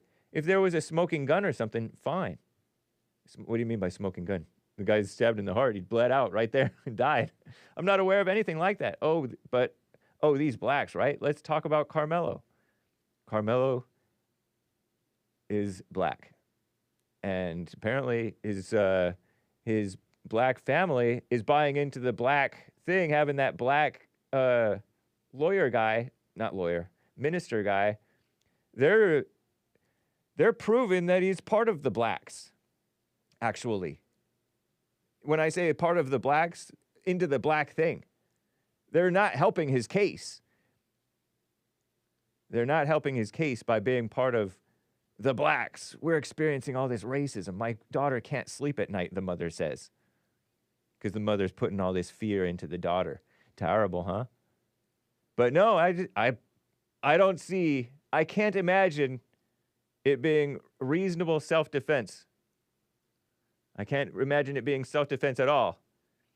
To stab a guy at a track meet when you're in there under their tent, hiding from the rain. I get hiding from the rain. Some people don't. Some people and some cats don't like rain. I like rain, but I don't. I kind of try to get out of it too, sometimes. When I was in high school, we used to run in the rain. And then you just shower and dry off afterwards, and you don't get sick. You don't just stay wet and cold. But when you're running, your body heats up, and you're fine. At least in SoCal. Don't know what it's like in Texas in March, whenever this took place. Yeah, I think it's ridiculous to pretend that could be self-defense. But I acknowledge that I should have a wait and see. Right? But I notice that blacks like this, who are oftentimes into the anti-white lynch mob, all of a sudden they want to do a wait and see. Did you have this wait and see mindset, Popcorn, on Derek Chauvin? I still not convinced Derek Chauvin, though, because the kangaroo courts. What a mess. But thank you, Popcorn. Hopefully that's satisfactory. It's not based on rumors. It's based on the report. The report amounts to rumors, you could call it. Media narratives, no, it's not based on media narratives. And it's not even based on the blacks. It's not even based on how his family's behaving. It's based on the fact that he brought a knife, according to the report, to the track meet and stabbed the guy in the heart. I don't get how that could be self-defense. But blacks will make up, at least I think it's being made up. Oh, those twins were going to jump him. They were going to drag him up to the bleachers and beat him up. If he was grounding and pounding him, the way that Trayvon Martin was reportedly or allegedly grounding and pounding on George Zimmerman, then I could be like, okay, stab him in the heart. Because George Zimmerman had to shoot Trayvon. But you saw his bloody everything. You don't see a scratch on Carmelo. What in the world? George Zimmerman waited until his head was all beat up. His face and the back of his head were all beat up before he defended himself with a lethal force. And he had a right to carry a gun in the neighborhood.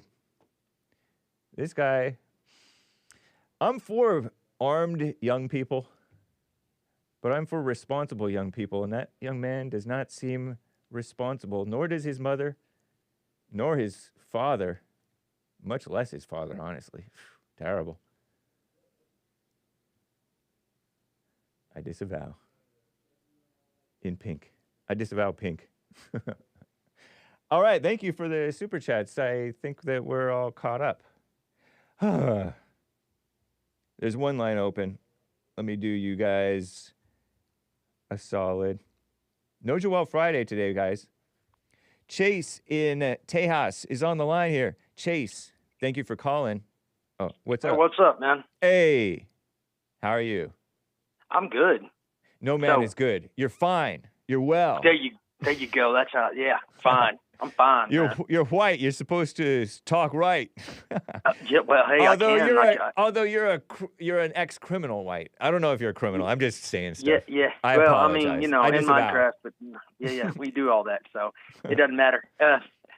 Yeah. So anyway, kind of sort of follow up and yes, you do got to keep a pretty good tone when you speak to homeowners and people on the phone. You can't just be over there talking street prison type shit. True. Lingo. You can't do that. You can do it, but you can't. You just got to feel the person out. But anyway, so yeah, man. I liked that call before mine. I think that was right before mine, and he was talking about the girls getting into the boy stuff, and you see that everywhere. It's not even. It's everything. Anything and everything that has been a masculine thing. I mean, the video games even starting way back in the late 90s, and Tomb Raider, which was a good game, and it was a girl. You play as a woman. Wow, good point. And nobody complained because she was pretty. Exactly. Wow. The sensible men didn't fall for it. Well, no, we all did, actually. We just didn't know it. And sometimes you wonder, like, how much of that gets into people's subconscious? Right. That's a good question. I don't know. Well, check the polls. Go check the polls on how many people consider themselves bi and all this stuff nowadays. The percentages, it's crazy. You go back in the 20s and it says stuff like that was the greatest generation, and they claimed like 0.1% homosexuality, and this includes boys and girls. Wow. All the way up to now, and it's like a third of younger kids claim bisexual. And it's funny because it's not even the boys, it's the girls that are claiming the most to be bisexual. Wow. Yeah. So that is interesting, man. Yeah. Well, anyway, so that was kind of, I was just following up on that. But the thing I was going to talk about is change up the tempo and talk about aliens. Okay. What do you think about aliens? I don't tend to think that they're real. It's fun. It's cute. It's always been fun and cute to think about and talk about and look at. But that's about it. Yeah. Okay. Well, what do you think about angels? Angels are cool. They're in the Bible. If it's in the Bible, it's a fact. Okay, but what I mean, you describe to me what you would call a 20-foot tall humanoid creature with wings that can travel interdimensionally and talk to you telepathically. What would you call that if you saw that now and you'd never read the Bible? I would probably, if I never read the Bible? Yeah. I don't know. I've never seen that before, but I would probably be like, are you a demon or a monster or an angel or an alien or what? Okay, well, then you said an alien. So. Right. Yeah, I mean, I brought up alien because you brought up alien, and I might think alien. Who knows? Hey, check into the book of Enoch. It's got a story about Enoch, who was I think it was the grandfather of Noah. Is he the one who didn't die? Enoch didn't die? I think so. I don't know. I mean, I'm sure he died or he'd be alive today, but. Well, a lot of these guys didn't die. They were no more, or they just were taken up or something. I don't know. Well, he's got a story. I always wanted when I was a kid, I was like, and for a long time actually, into adulthood, I was like, I don't want to die. Anyway, I wanted to be either raptured or just like be like one of those guys who never has to die, either taken up or something. Well, you believe the rapture is real? I don't know. I don't necessarily think so. No. I would say no, but I would say I don't know. Hey, I mean, you never know. This is what I say is a 50-50 chance. It either is real or it's not, just like heaven and hell. Yeah. If it's real, I'm not worried about it. If hell is real, I'm not worried about it. Either way, I'm not worried about it. That's a fear thing. Do you believe in aliens? Yes. But you don't believe in the rapture. Do you believe in do you believe in angels? Yeah. Okay. So you believe what the Bible says generally. And but you also believe in aliens, which is a separate question. But that's just the thing. Is it separate? Oh, so you think the aliens could be angels? Yeah. Or other way around? No, I mean I straight up think they're angels, and I mean yeah, aliens, angels, yeah. Oh. What I was going to say about Enoch earlier was Enoch's got a story about being taken up into the sky in heaven. Okay. And he describes heaven as like it just like a dome over the top of it, blinking jewels on the wall. There were humans and angels walking in and out of different hallways and dorms, and there were plants that he said were unworldly. And he said something about there being experiments being done on people. And he said he was so high up in heaven above the earth, he could see the mountains and the rivers. Wow. And this was right. Kind of like the International Space Station, or where those queens did in space. I'm saying queens sarcastically. Yeah, the women. Yeah, the women. That was dumb. Yeah, it was. Just but it's pretty cool to be able to see that stuff. You know, it's quite a sight. I'm a little bit envious. Well, to be able to go into space? Yeah. Oh, hell yeah. I want to be one of the first ones to go to Mars. Never have to do drugs again in my life if I get that one chance. Yeah, right. You'll be over it in like 5 minutes. No, but anyway, that's just all that's BS anyway. So yeah, that was my thing though. The aliens, they're saying this stuff long before any of us were ever around. Yeah. And they're describing, stuff that people describe seeing now. And so I take it as, well, then there's something about that.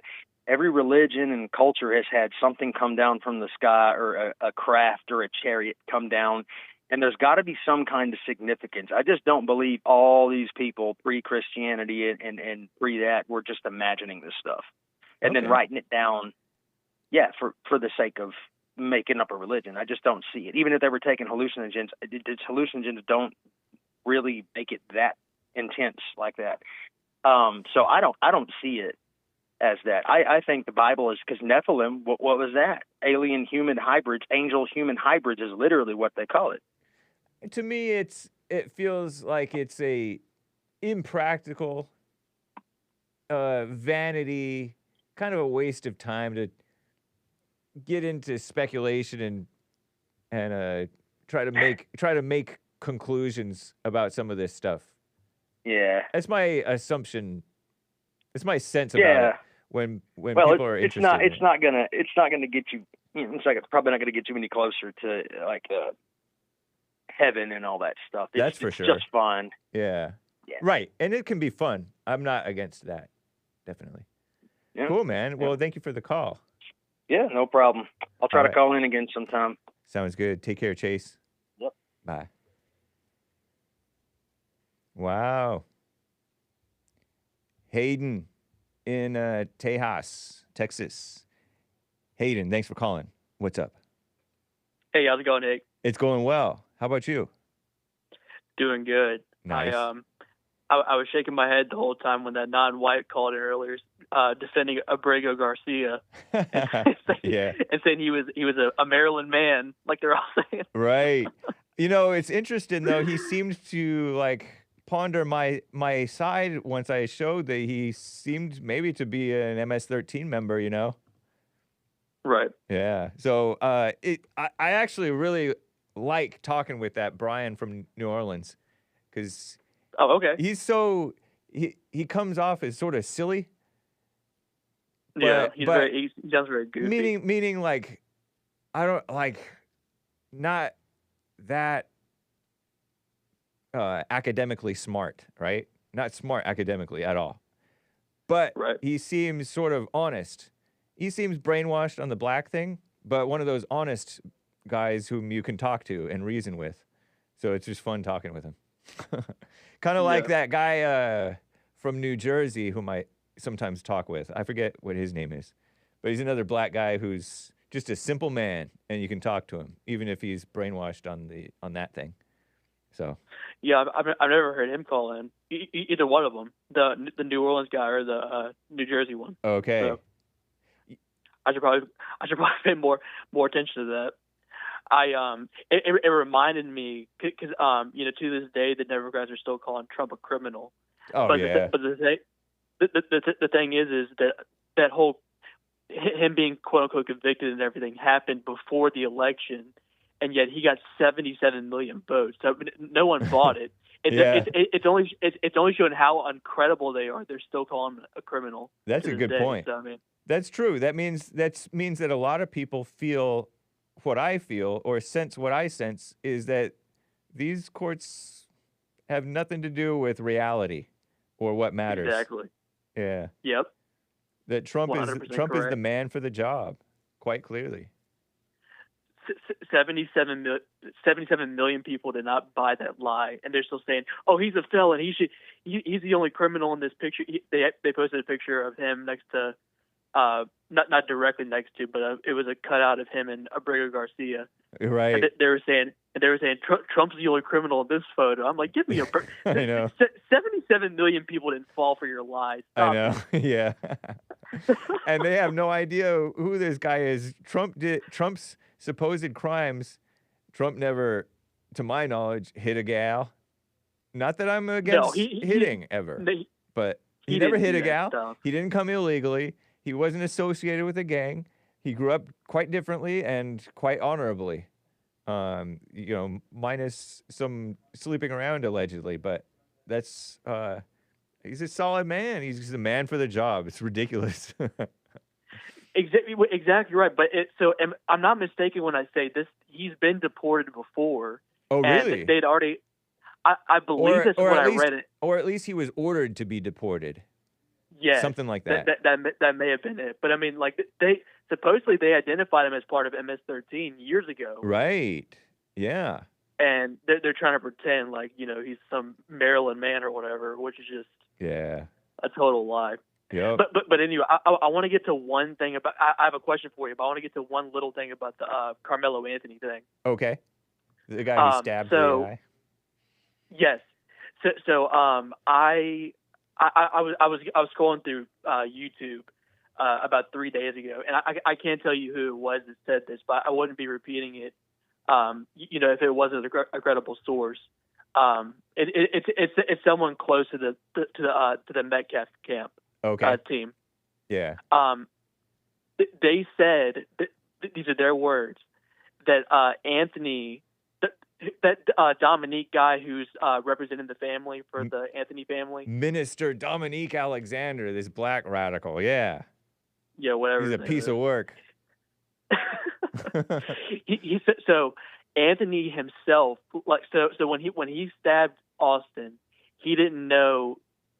He himself he didn't put two and two together and say that he couldn't put two and two together, and he didn't think he could claim self-defense for what he did with Metcalf at first. That Dominique guy told him that he could say that it was self-defense, and Anthony's response was, "Oh, I can say that was self-defense." So that goes to show that even Anthony himself didn't know what he did was self-defense. He just savagely stabbed Metcalf. Oh, I thought that he thought that it was, because from the report that I had heard was that when they found him, because they found him like a block away or wherever they found him, he said, he put his hands on me, it was self-defense. So that's what I thought. That's what I thought that I read or heard about when they first found him, before this Dominique Alexander was ever involved that I know of. Unless he called Dominique Alexander before the police found him, but right after the incident, he claimed self-defense. If my memory serves me correctly. Well, so this is why what I saw on the internet makes that video makes sense. So when Anthony stabbed Metcalf, he admitted to stabbing him. Right. And that's all I heard about it. Oh, but I think he said, I did it, but it was self-defense, is basically the message that I got. So, but supposedly that Dominique guy told him to say that it was self-defense. Maybe. I don't know. Isn't it crooked? It is a mess, if that's true. It's a mess because blacks know to say stuff like that, right? Oh, he did it, or I didn't. I'm innocent. They know to say self-defense. You know, you don't have to be that. You don't have to be that clever or educated to know to claim self-defense. So exactly if he's lying about claiming self-defense, I think he is, then it is ridiculous. Yep. Yeah. And that's why that story makes sense. That's why that story makes sense about, Dominique saying that. I forget who it was that said it, but I wouldn't repeat it if it wasn't a credible source. I promise you that. Okay. But yeah, no worries. Yeah, I thought that was interesting. It would be better. It wouldn't be better for him legally, but it would be better if I don't think it would be better for him legally to say he overreacted. I think that it would be more honest. It would be honest to say, I overreacted. I was trying to defend myself and I overreacted, or something to that effect. But it's like, because I'm pretty sure that's an overreaction. Well, 100%. And don't be surprised if he does lie, because I mean, that's in their genes to lie about evidence and stuff. So let God be true and every man a liar. Indeed. Yep. And it's so common for them they just lie at every single one of these stories. There's been a lie about it. They have no shame. Yeah, Trayvon Martin. No shame. Trayvon Martin. They say, oh, George Zimmerman is a murderer. There's people, Nancy Pelosi's daughter, I think, or somebody, to this day is saying Trayvon was murdered. And Mike Brown, hands up, don't shoot. Total lie. And every one of these things is a lie. So nice set up, in my opinion. But I don't want to take too much of your time. But I did notice that yesterday someone, I forget who it was, called in and said that Jesus was God.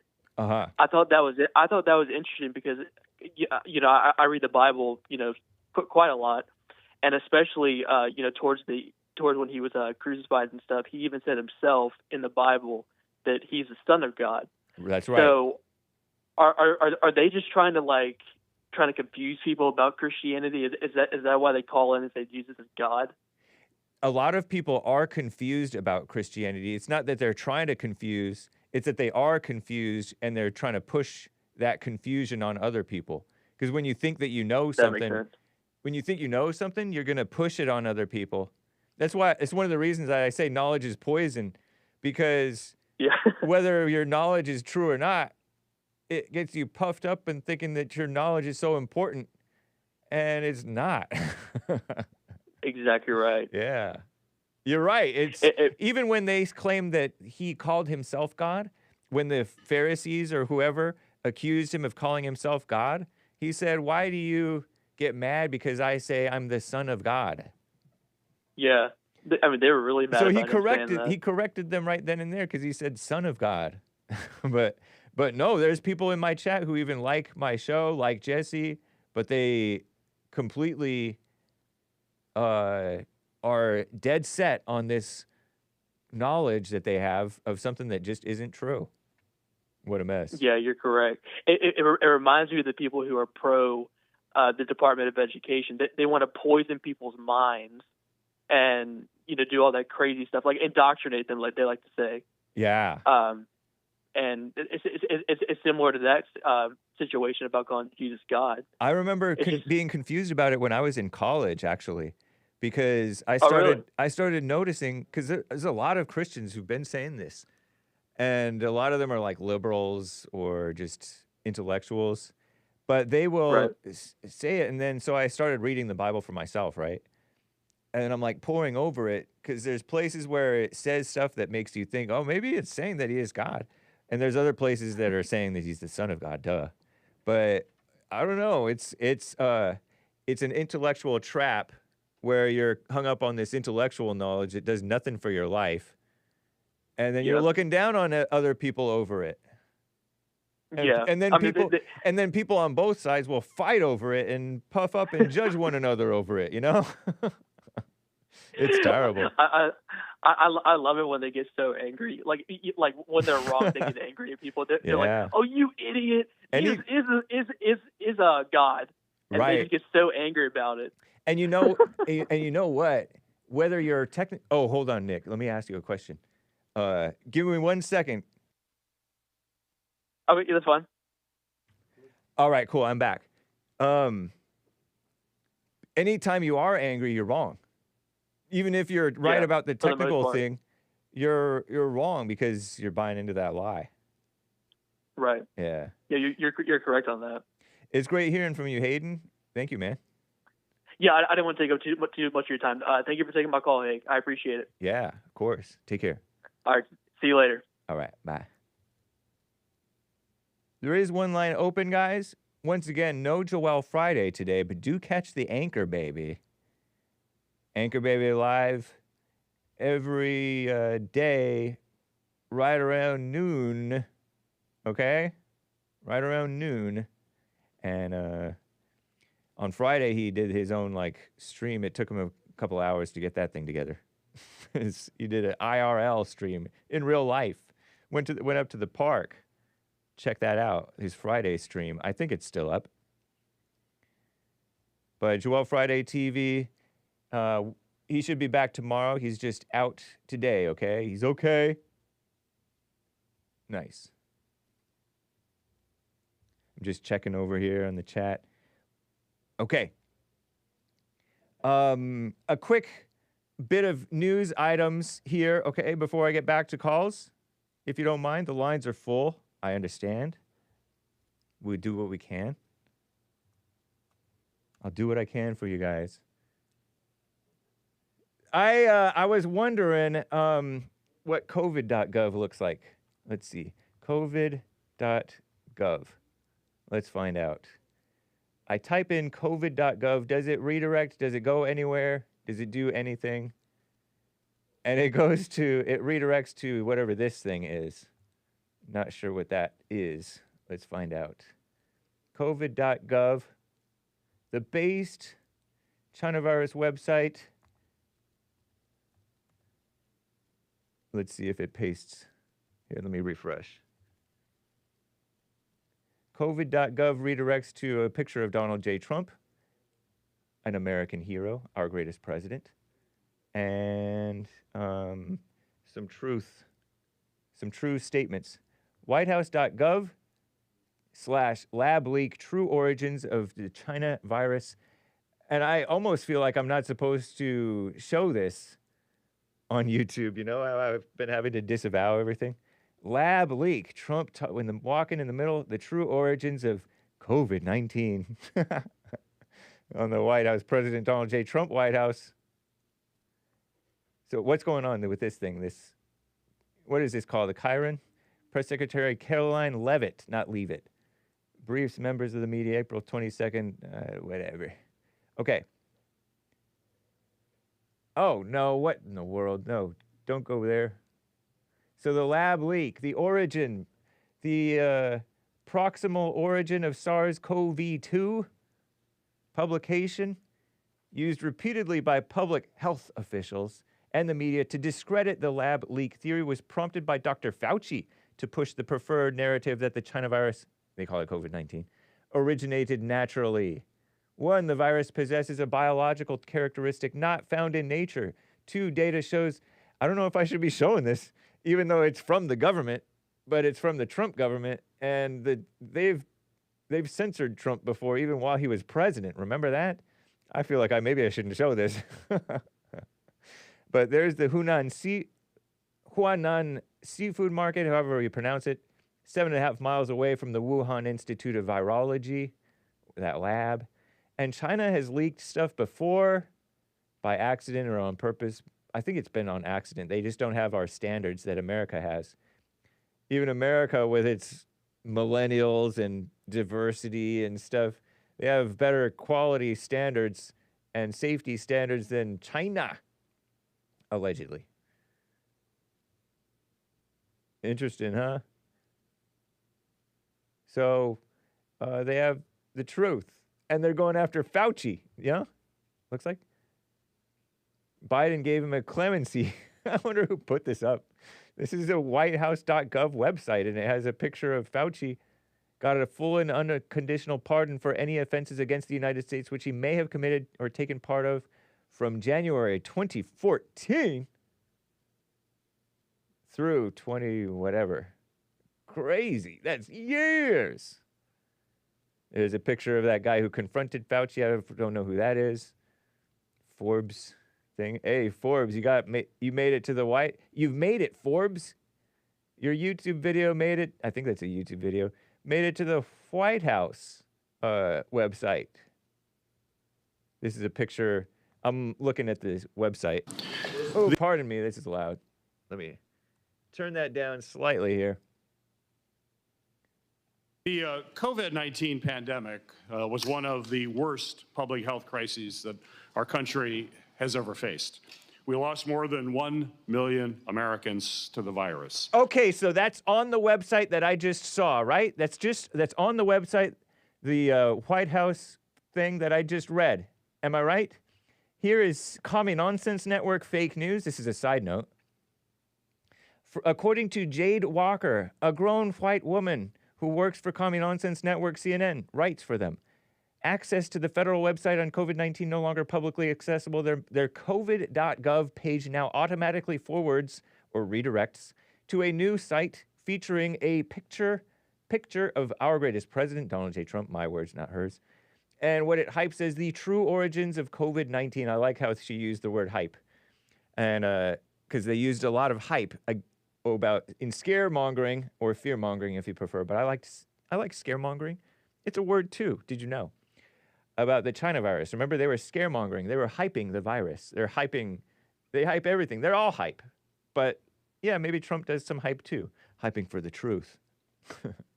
This site blames the China virus scamdemic or coronavirus pandemic on the lab leak from China and blasts social distancing, mask mandates, and lockdowns. I didn't get to that part. Maybe I'll skip that, but good for them. It also claims public health officials often mislead the American people. I'll have to find that. I want to see that.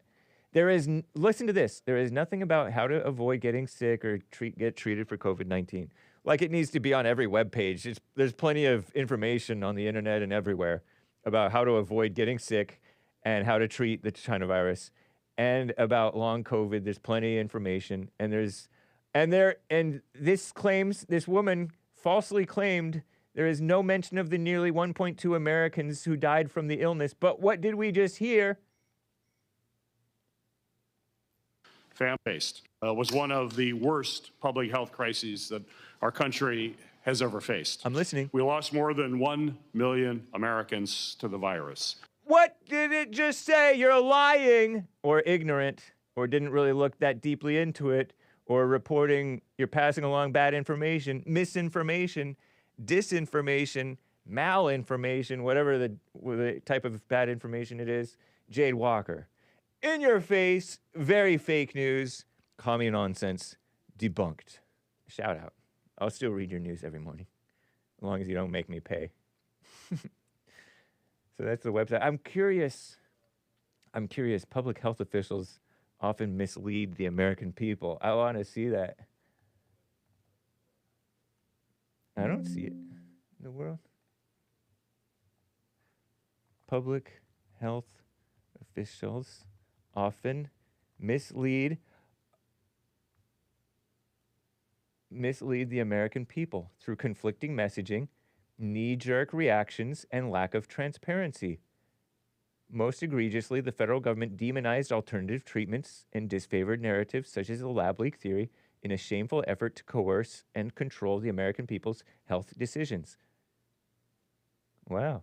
They did censorship and all kinds of stuff, coercing and colluding with the world's largest social media companies.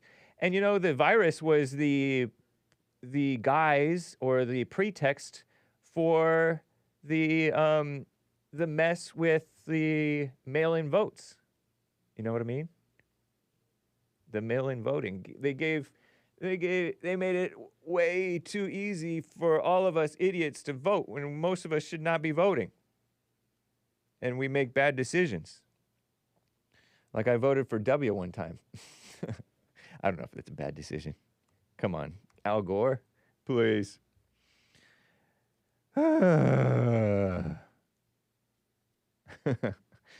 Mr. Pink says, let's do a half-hour overtime, Hake. Thanks, Mr. Pink. Okay, so that was fun, right? A fun little news tidbit about the website. It's all vanity, honestly. Who cares, really? It doesn't mean anything. But it's fun having a man who trolls for the truth rather than a man who trolls for the lie.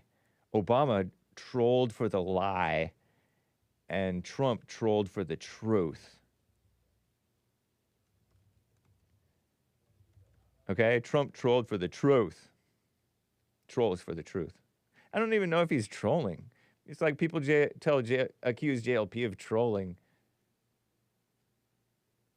Maybe sometimes he's like kidding around. But most of the time he's just being real. And people aren't used to it. So, nice. So the COVID.gov redirect. Sweet.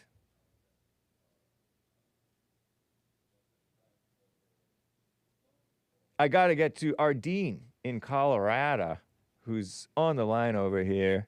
Ardene, how are you doing? Are you there? Ardene, come off of mute.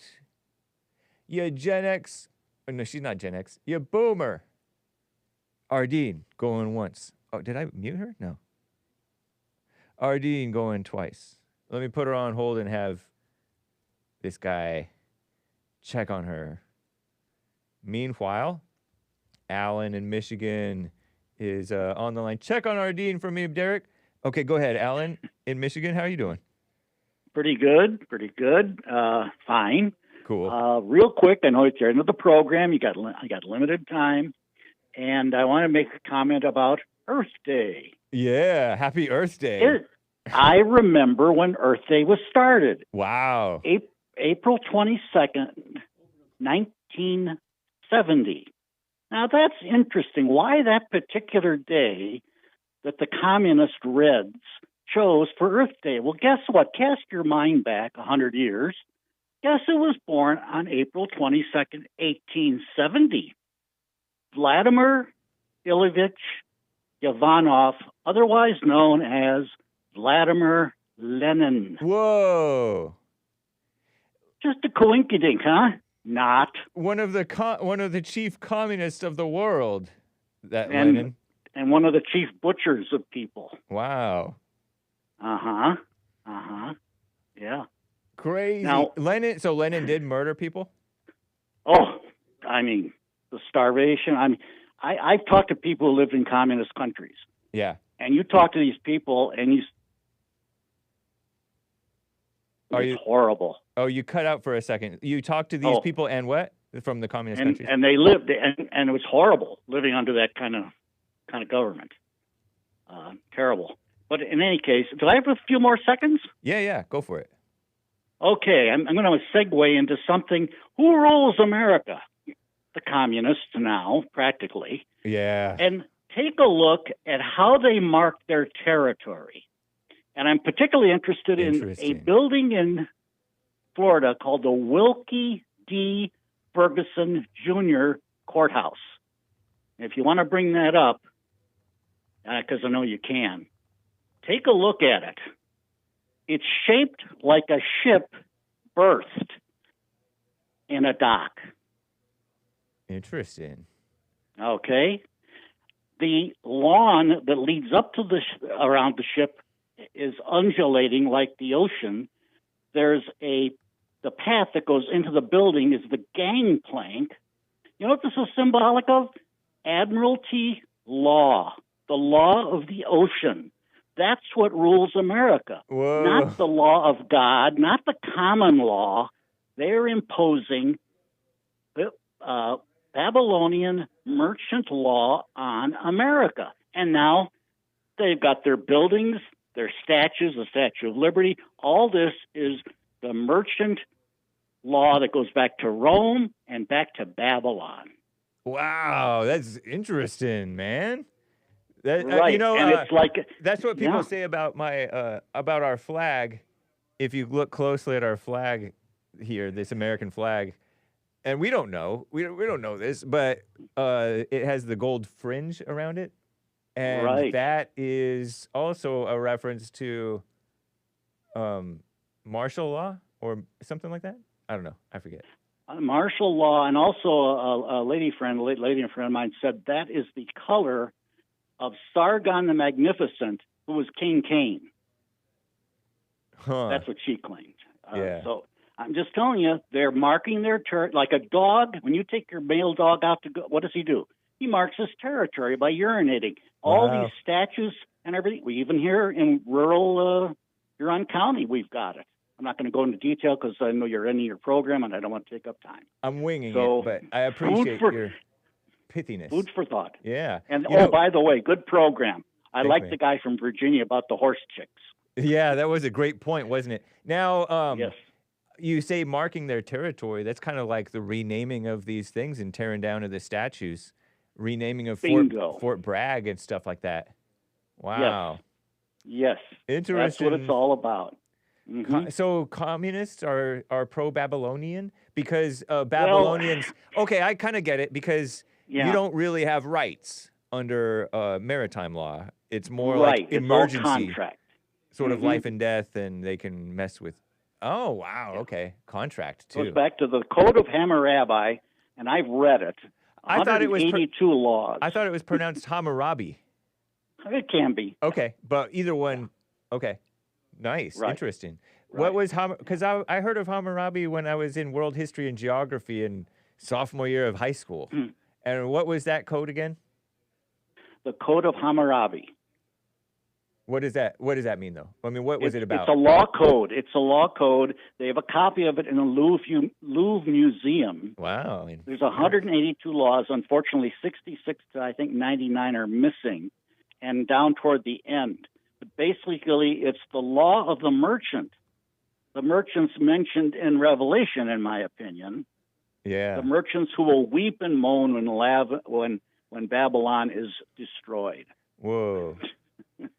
You know what's crazy is that they call Jews a merchant class because they were kind of relegated to being merchants or something like that. I don't know, but what a mess. Retributive justice.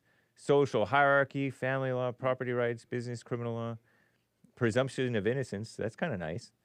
Yes. So it's sort of hit and miss on what's good and what's not good. Or was Hammurabi's code, or Code of Hammurabi? The Code of Hammurabi, about 1750 BC. And just as a personal note, I think Hammurabi was actually Nimrod of the Bible. Oh. But that's a whole different subject. Sure. Wouldn't want to try to. Eye for an eye. Well, that's in the Bible, but no, you know, there you have to have a trial. You have to have a trial, you know. Yeah. True. Yeah, it isn't before. And Jesus kind of overrode the eye for an eye thing. Go ahead. Yeah. At least in terms of how you should respond personally with that stuff. Well, of course, there's forgiveness and all that. Exactly. That's what I mean. In the legal code. Yeah. In the legal code. Yep. True. So anyway, that's my little contribution. Thanks for taking my call. Good program. Lots of good callers, and you handle the whole thing so well. I really admire that. Thanks, man. Oh, and just to close, I am expecting my shirt and some coffee. Nice. The shirt with the Restoring the Man. Okay, rebuilding the family by rebuilding the man. Right, but I got mine in the blue with the big white letters across it. So when I see people, they're going to, whoa! The one you had was it was okay, but it was you have to kind of look up real close and see black printing against the olive color. So I thought, I'm gonna go whole hog on it. That's cool, man. Let me know how you like the fit, because I heard somebody say, "Oh, it fits so small," and so I want to know if it fits you well, if you're happy. And do you know whether you got the tri-blend or the 100% cotton version? I'm assuming I got the 100% cotton, but because frankly, I cannot wear polyester. It's like, same. You might as well paint me with oil. Yeah, it's just sweaty and it starts to smell faster.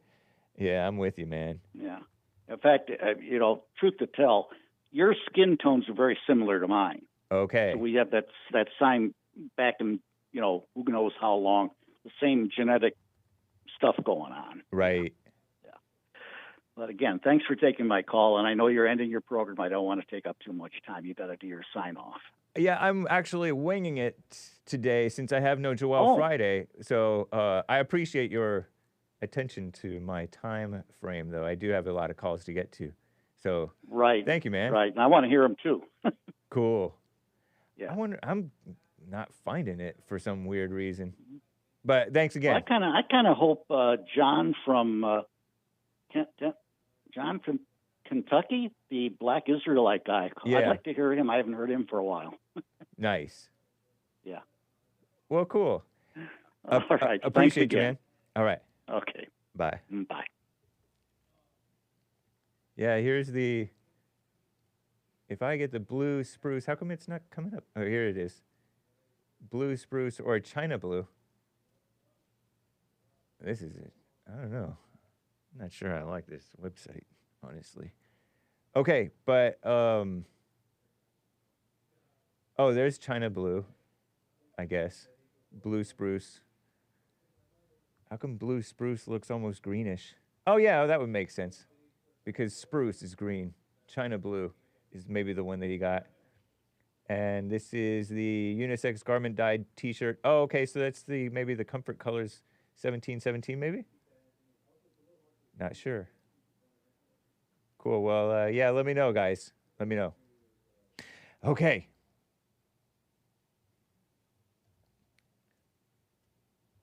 Commies in their territory. Marking their territory. That was a memorable line. Oops, there's no apostrophe S with the commies thing. Okay, so let me see where we stand here.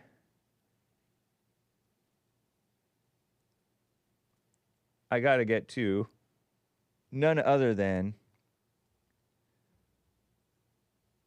Rick in Hampton, VA, Virginia, on the line here. Rick, how you doing, man? James, I'm fine, my brother James, man. Always good to talk to my brothers, man. You know, man, I consider all y'all my brothers, man. So it was always wonderful to talk to you guys. That's cool. You know, something you said, I have to tell you, made Big Bump realize something that that that he hadn't really realized until hearing you talk yesterday on my show, actually. The Metcalf killing, says Big Bump, is another testament to how weak the youth has become. You know how I don't know if you heard, but I was talking with TERRI about how weak men and women are now. We can't handle stress. We avoid stress. We protect our mental health, dumb things like that. And then we also worry and work ourselves up about stuff that doesn't matter. Back in the I ain't no lie. Yeah, back in the good old days, says Big Bump, you would take the beating and live to fight another day if needed. But the ego will make you do unimaginable things, like perhaps stabbing a guy in the heart. It's unimaginable. That's a good point. You know, man, it's like when speaking of Big Bump, I ain't seen him on the show in the last couple of weeks. You know, he's on Mondays. Oh yeah, Big Bump is sometimes on like every so often, every couple of months or few months he's on. Oh, okay. I enjoy hearing Big Bump. I call him BB King. Nice. Right on. But anyway, yeah, man. Hey, that's why I started off, man. I took some butt whoopings, man. I took some L's as a kid. You know, won some, and I took some L's too. Right. But it still did not make me want to kill that kid. I mean, right. That's when somebody kill you like that, dude, I'd rather get shot. Man, shoot me, get it over with. But to stab somebody in the heart, that's terrible. I mean, that is. I don't. Hey, and you know, guess who you know you don't see? The father? No, you don't see Al the Buzzer Sharpton and Benjamin the Undertaker Crump. You don't see them two guys. Yeah, that's odd that we don't see them. I guess it's not big enough of an issue yet. Yeah. Hey, I guess they saying right now it don't look good for Carmelo, so we ain't getting no money out of this one. Oh, true. Yeah, and the black guy didn't die. It was the white guy who died. So right. Yep. But I'm sure they'll. I wonder if Al Sharpton has covered it at all. Does he still have some show I ain't heard MSLSD? from him on this whole case. Yeah, me either.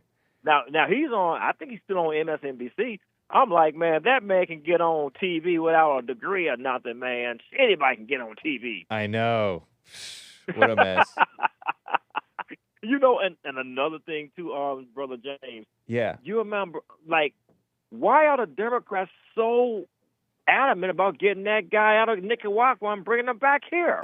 It's ridiculous. They just. I mean, like, wow. And you know what? They haven't thought it through, or they have, and they don't. They know that it's unreasonable, because it's unreasonable to want to bring him back. He's only going to get deported again. He doesn't even belong here. Yeah. But he's a legal immigrant. He was here illegally in the first place. That's right. And you know what? And it's so sad. People still go vote for them, James. They'll still go vote for the Democratic Party. Yeah. I mean, you know, it's like it's hard to find out what's the truth, who's telling the truth. You know, you got everybody saying this, and you got YouTube, and everybody's saying this. I say the best way to find the truth is line it up with the scriptures, man. If it don't line up, it ain't the truth, man. Interesting. You know, because you got the Democrats saying they thing, and then and they control the media, and they put whatever they want out, and then what people gonna tend to believe? The media. I know. Wow. You know, and they tend to believe the media, man, and that's why they use it to their best, man, because a majority of the media is liberal. Thank God for Fox, man, because at least they allow you to use your brain. Right. We report, you decide. Fair and balanced. Yes, yep, that's it. Right. Well, at least I can make a decision. That's how the news was back in the days. Yeah. With Walter Cronkite, Bill Curtis, Peter Jennings. That's funny. And they were liberals. Some of them were like communists, but at least they had a little bit of dignity and decency, or at least pretended to. You know, I guess I could say they probably didn't say it when they was doing it on the air, but probably when they got at home, they probably was liberal as they can be. Yep. But other than that, they didn't try and make people look bad. Like, I mean, like, I tell you, like CNN. What's that guy's name? Scott Jennings? Is it Scott Jennings? Yeah, the pro-Trump guy, right? Yeah. I tell you, he's keeping them alive. Nice. If they let that man go, CNN might as well go ahead and close shop off because he's keeping them single-handedly, almost keeping them alive. That's interesting. Because he brings another perspective, and I love about because he's bold. He don't let none of them women intimidate him. And if you want to know how the average black woman act, just watch CNN. You know, I agree with you about thank God for Fox News because in the old days, that's how JLP primarily got on air and got the message out. And a lot of people woke up from seeing JLP on Fox News and contacting Bond. And he was on CNN and Phil Donahue and other platforms, even Bill Maher back in the day. But he was on Fox News quite a bit, and it was a place that the truth could get out, especially in those early days. Exactly. And I'll always appreciate them for that. Thank God for Fox News. Yep, I first heard Fox News. I was listening to Sean Hannity's show one time, and I heard Jesse coming up back in 2000. Wow. And when I heard him come on there, I said, that's when I was a Democrat. Whoa. And I said, how dare him talk about Jesse Jackson like that, you know? Well, I didn't know that. Back in the day. But I would say, I'm ashamed to say it, but I was a Democrat, but I was more of a conservative Democrat. Okay, that's a lot of black Christians were back then. You know, they were they were not for abortion, they were not for the so-called same-sex marriage or any of that, but they were for the Democrats because of just brainwashing. I was a Democrat just for tradition. Through the public school system, through your neighborhood, through your neighbors, through your parents. Yeah. And that's what most blacks are Democrats for, through the public school system. That's just liberal 101, the public school system. That's why that's one of the things that I've picked up a little bit from watching JLP interact with blacks and other people who believe in ridiculous things is having understanding and having patience. And that's what you need, man. And not looking down on anybody for having crazy beliefs. Right. Exactly. Just like talk and have patience. I was talking to my son yesterday. My son said, "Dad, you don't give blacks a chance." I said, "Oh, yes, I do.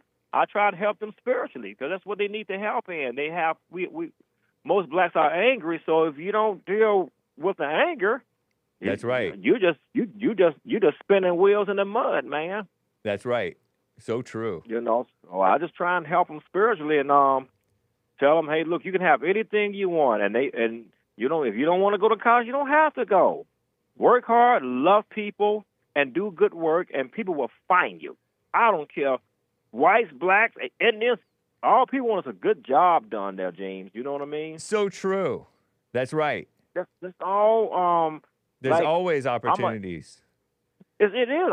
I'm an HVAC guy. Nice. People run me down. Sometimes they'll come. You can be eating dinner and say, hey, my AC needs work on, man. I mean, are you up for business? I mean, they'll come to you, especially when you do good work. I can say this, Jay, I don't think I ever experienced racism. If there was racism, I don't think it's a such thing either. Yeah. I couldn't tell it. I know. Most times, if I didn't get no opportunity, James, I didn't study for the test or something. I didn't do what I supposed to did. Yeah. But other than that, for the most part, the average person, if you look in America, everybody at the end of your work career, when you get through working around your 60s, everybody been made at least $1 million. True. Interesting. You know, but people don't live frugally or wisely. Right. There you go, James. You hit another nail, man. It's just a lot of people live 120% above what they make. You don't supposed to have nothing. No, that's not good. You don't supposed to have anything left. But that's the problem what people do. They live, this generation, man, beg for what they need and go buy what they want. Terrible. Great call, yes, Rick. I appreciate you, man. Yes, sir. No problem there, James. Thanks for taking my call. Thanks for being extinct. I know Joel's out today, so it's good to have either one of y'all shows. You or Nick's show, man. I love y'all shows, man. Y'all keep up the good work. Love you guys, and we gonna support our brothers. That sounds good. Take care, Rick. Yes, sir. All right. Thanks, y'all. Thank you, James. Love you. Be blessed. Bye. That's right. Do catch Nick the Anchor Baby. Let me set that redirect while I'm thinking about it, because I'm going to have to redirect you guys right to American Anchor Baby. No JFTV Live Okay? No JFTV live on Tuesday. Catch him tomorrow, hopefully. I say hopefully because tomorrow is not promised to us. I don't say hopefully because he told us he might not come back. No, he'll be back. He'll be back. If the Lord is willing. If it be the Lord's will, right? So let me send you guys to Nick, at least give you guys the links. That was a good call, right, Matus? Nice. Good to see you, man. Bum. Wayne in Tejas. Wayne in Texas on the line here. Wayne, thanks for calling. Hey, James, how you doing? Doing well. How about you? Not bad, not bad. Thanks for the news every day. Appreciate it. Cool. Yeah, of course. Did you say that what's his name is not coming back? Not today. He'll be back tomorrow. Oh, good. You scared me from that. No, yeah, I know. I said it all confusingly. It's terrible. Yeah, I was just I was thinking about a few religious things. Like, do you think that being baptized by water is the real baptism? The real baptism? Uh-huh. I don't think so. Because I've seen a lot of people be baptized and just thinking about it in common sense terms. Yeah. I don't think that, at least not present day, that it's the real baptism. Right. Because if you notice in the scripture, when John the Baptist came, he said, I baptize you with water, but there's one coming who will baptize you with fire and the Holy Spirit. Wow. That's true. It's even in the Bible. It's a fact. Wow, that's cool. Yeah, so, and then in early Acts, when they just started in early Acts, they were still doing it by water baptism. Okay. So that guy that was talking about Acts 2, he's correct. In Acts 2, they were still doing water baptism. But as they grew in Acts, I think it was Acts 10, they were speaking to some Italian people. And while they were speaking to the Italian people before they got baptized, they received the Holy Spirit. Hey, interesting. You remember that? I vaguely remember something to that effect, yeah. Yeah, and they had to call Peter in and say, hey, Peter, why are you preaching to Italian people? And Peter told James, well, hey, who am I? God did. You see, the new baptism is a baptism not by the hands of man, but by the hands of God, That's so true. And it's sort of the baptism question, because now there's Christians who harp on you have to be baptized with water. The guy on the J.C. Lee Peterson show today said fully submerged, whole body. Yeah. Now, that sort of reminds me of circumcision. In the New Testament, I remember them talking about circumcision is of the heart now. It's not of the body anymore. It doesn't have to be circumcision or uncircumcision means nothing. Wow. Yeah. So the whole let's just call it the whole religion has moved from outside to inside. That's right. So when people are looking for the return of Christ, they should not be looking outside. But when he returns on the inside. Yeah.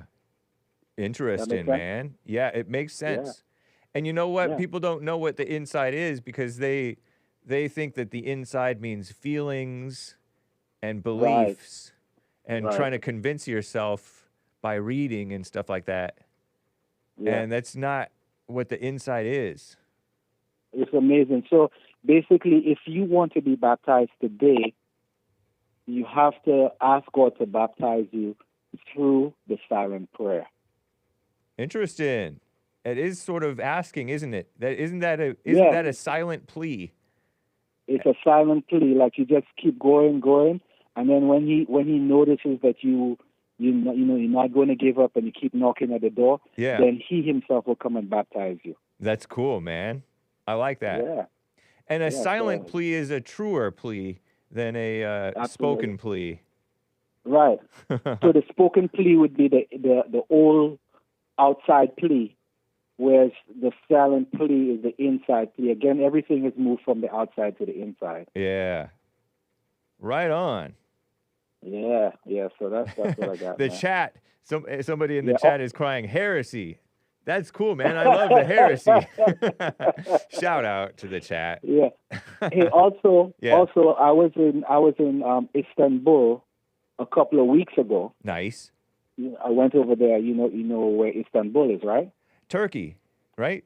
Yeah. Formerly known as And Constantinople, right? Correct. Uh-huh. So while I was there, a lot of interesting things happened. First of all, I noticed while I was in Istanbul, not one American car was on the road. Out of the millions of cars that they had there, wow, I could not find one American. They had Nissans, they had Mercedes-Benz, BMW, Fiat, Peugeots, all kind of cars, but not one American car. Imagine that. Wow. So we are we tariffing Turkey? Well, we need. It's the whole. I think if you go to Paris, Yeah. you probably find the same thing. If you go to Amsterdam, you probably find the same thing. There are no American cars. Right. So what We gotta Trump is tariff doing Europe is too. equalizing it. You know. Exactly. So therefore, we'll see some of our cars over there now. Nice. Because if we go in there and the tariff are so high, we cannot compete with their cars. True. I've heard that our cars stink. Like they're cool for 4 years, but they're not good after that. But I don't know if that's slander. That was the old time. That was back in the 60s. You know, really? when we had those big American cars. Uh-huh. But now everybody are making. I mean, we have nice what do you call that? The Ford trucks are beautiful. I mean, they last forever. Oh, true. You The have F-150 is like the most popular truck.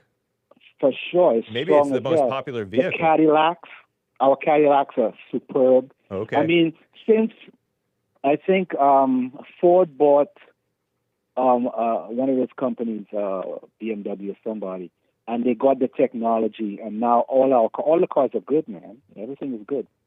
Just need to get rid of those tariffs. I didn't know that. It's funny that it's funny to hear somebody make the claim that the cars of the 60s were no good, but the cars of today are good. Because For sure, I lived through it, so I know. Well, we would not touch a Ford for nothing, but now Fords are strong. Okay. Strong cars, That's good cars, yeah. That's interesting because, you know, with the manufacturing today, everything is plastic and styrofoam, and they have and aluminum, and they have planned obsolescence. I get that the cars are much safer today than those big, solid, heavy death traps that they used to be. Exactly, yeah. They burn less fuel and all that kind of stuff like that. And again, that happened when I think Chrysler bought, I forget, but I think they bought Jaguar. Oh. And once they bought Jaguar, they kind of got the technology and they beefed up their stuff and they make a much better product now. Okay. The American product is a very good product. I didn't know that. And so we see that with the cars, but the same thing is also happening with sugar. The same thing is happening with potatoes. The same thing is happening with everything that we create.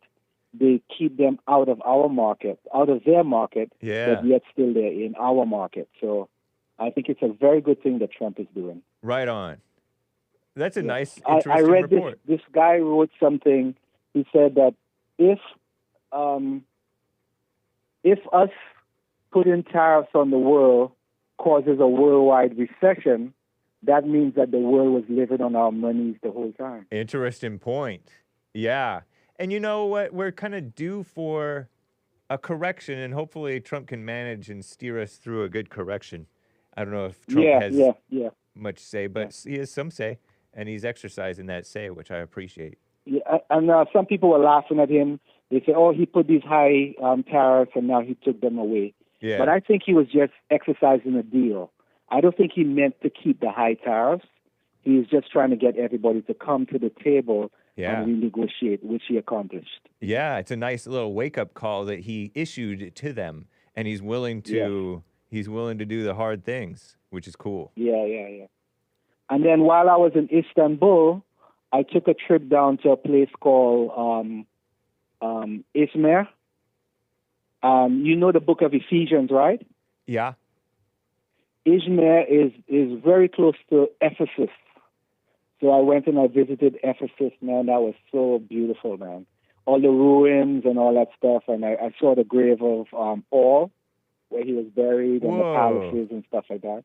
It was cool. It was almost as nice as going to Israel. That is cool. Over in... Yeah, man. Yeah. And that's in Turkey somewhere. Yeah, in Turkey. You remember Chernobyl was, I guess, the headquarters in back in the day, you know? Yeah. Ephesus was, I think, the third largest city in the old country, like in the turn of the century kind of deal. Wow. So that's where Paul, he Ephesians. took the boat. Yeah, he took the boat and he started a church in Ephesus. Okay. So I got to visit that town. It was great. It was great. That's awesome, man. Good for you. So anyway, that's all I got for today, man. Just keep up the good work.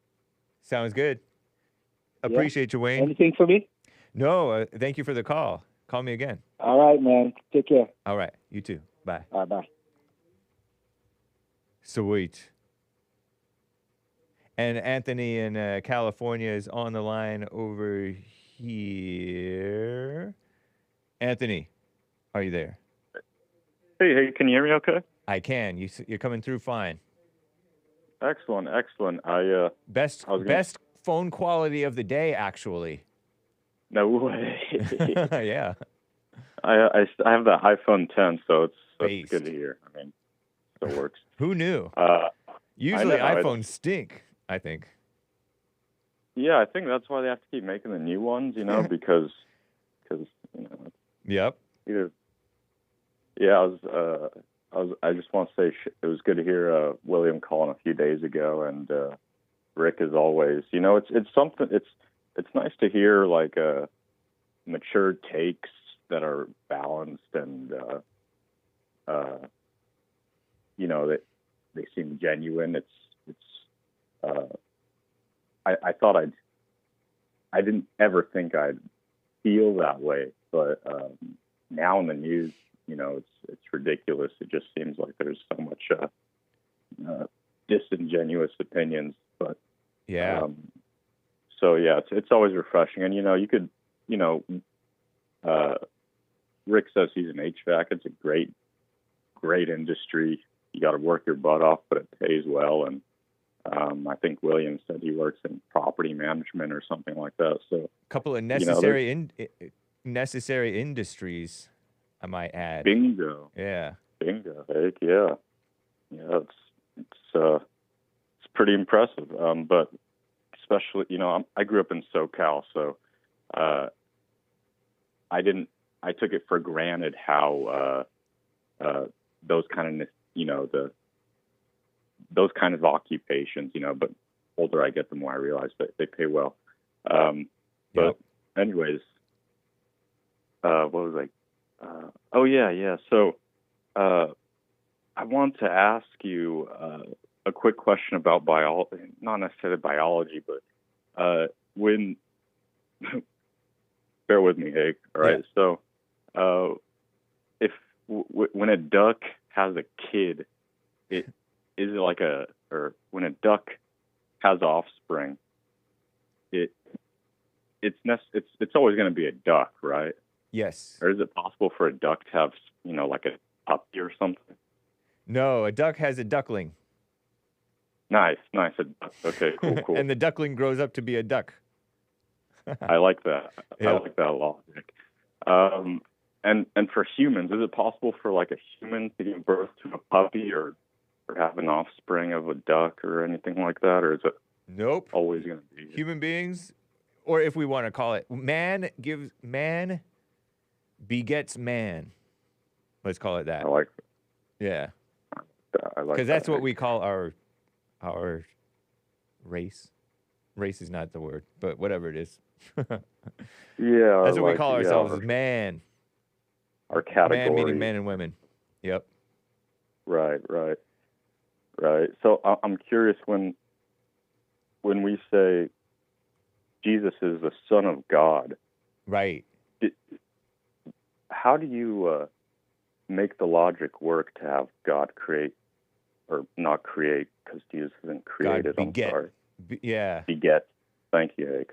God's son. So, perhaps you could explain your perspective, because I'm, I love listening to your show, and of course, I know Hayden mentioned, like, I don't know, some people call in and say you're an idiot for not thinking Jesus isn't God or whatever.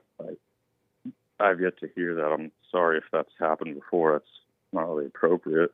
I'm not apologizing on behalf of the others. I'm just saying that's rude. But yeah. So if you don't mind, just to walk me through your thought process with that. I've never really thought about it like that. When God begets his son becomes God, or grows up to be God, or is God. I never thought of it like that. I think of God as not like a species like we are. God is just God. And then he refers to some of us as his children, not all of us. And he referred to Jesus as his son. And they talk about us being adopted or born again. So I think of it kind of like that, like Jesus is God's son, and then he's like the firstborn of many brothers, which means brothers and sisters. So I think of it as God, and then Jesus, who's like our big brother, the firstborn, the only begotten son, and then we are born again to be like Jesus and to be like God. I see. And Jesus, we know when they accused him of calling himself God, he made a statement that was sort of interesting. Is it not written, I have said ye are gods? And I think he was talking about some Christians told me that God was talking to the judges in Israel who were judging. They were basically God on earth. They were judges. They were not God, but they were representing God on earth. They were judges of right and wrong so that they could manage the country, not the country, but the nation of Israel. Right. And I've heard JLP refer to the parents as in the child's eyes, God in the home. They're the God when a little baby or a kid is growing up. The parents are like God to the kid. So it's kind of like that, where I gather what Jesus meant when he said, "Ye are gods." I see. Interesting. Yeah, I'll check that out. I mean, I have my. Had you been under the assumption that Jesus is God?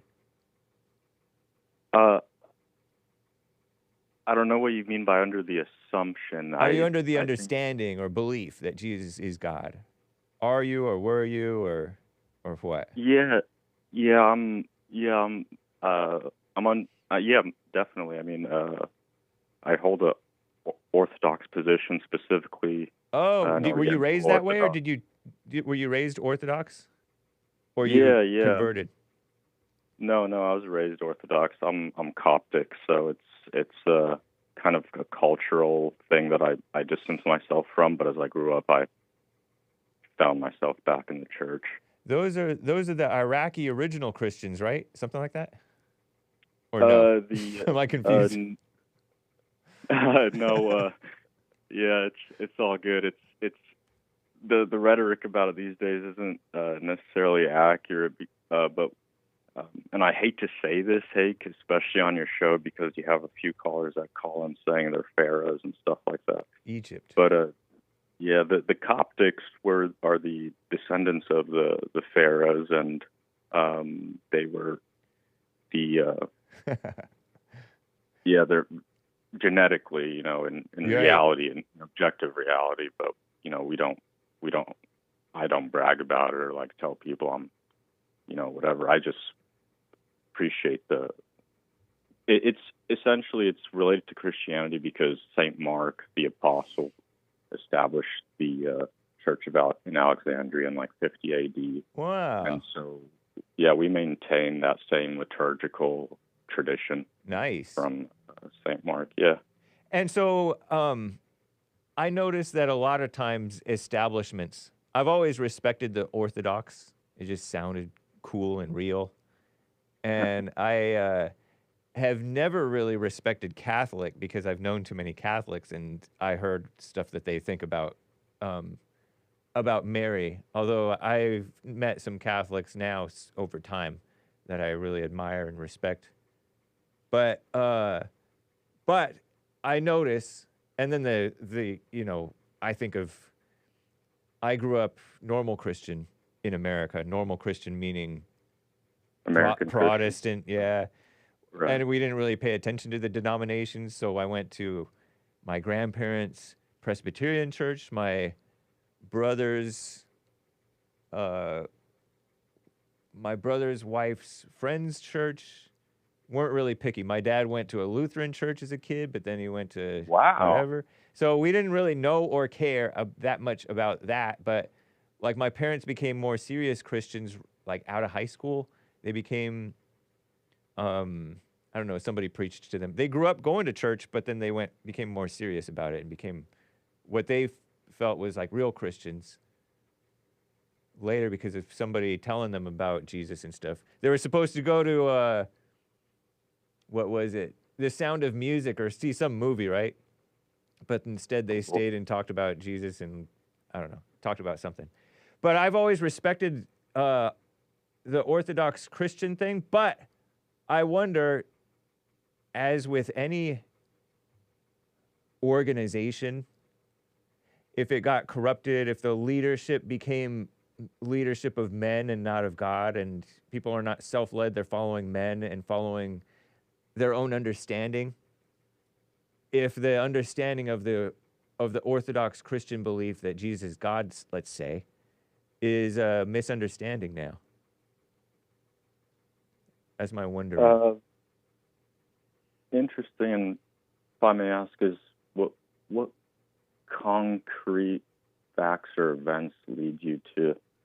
I mean, first, I definitely don't doubt Hake. You know, it's like going to a Mozart recital, you know, for your little nephew, and he butchers Mozart. You know, yeah.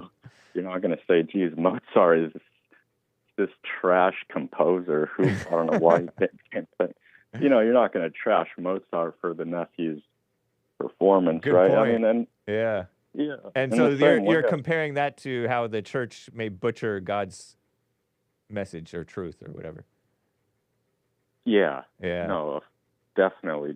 One thing though, like in the at least in the Eastern Orthodox and the Oriental Orthodox Church, there is. Are you familiar with the apostolic succession? I've heard of it. I don't know much about it. Does that have to do with the Pope, or does that have to do with something? Probably not the Pope, huh? But anyway, No. Yeah, go ahead. The Pope is basically That's Catholic like stuff. It's a corruption of the succession. That's really.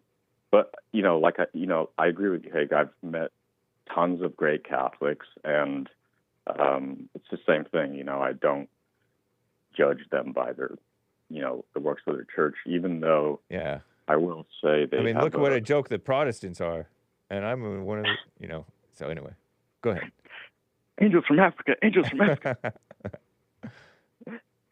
No, I was going to say oh shoot. I threw you off. No, it's all good. It's all good. Oh yeah, no, I was going to say one interesting thing with the Catholic theology. I think it's Catechism 841. So what's interesting about the Catholics is, or at least Catholic doctrine, not Catholics themselves, Catholic doctrine, when you really look into it. Yeah. It's Stay close really to your Talmudic.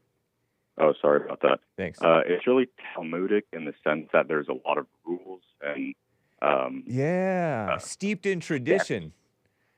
Yeah. And I like tradition. I respect tradition. But there is a loss of understanding, and a loss of, in the Bible it says, every man shall know the Lord. No longer shall a neighbor teach his neighbor, a man teach his neighbor, know the Lord, for they shall all know the Lord. I will write my law in their hearts and all that stuff. So that indicates that there's something missing from all of this teaching and control and fighting over facts and truth. That's afflicting the church, whether it's the Orthodox or the Protestant or the Catholic. Yeah. No, you're right. And I think the issue, and I hate to just cherry pick Catholics. I'm sure you have a big Catholic audience. I don't know though. But they seem more politically motivated.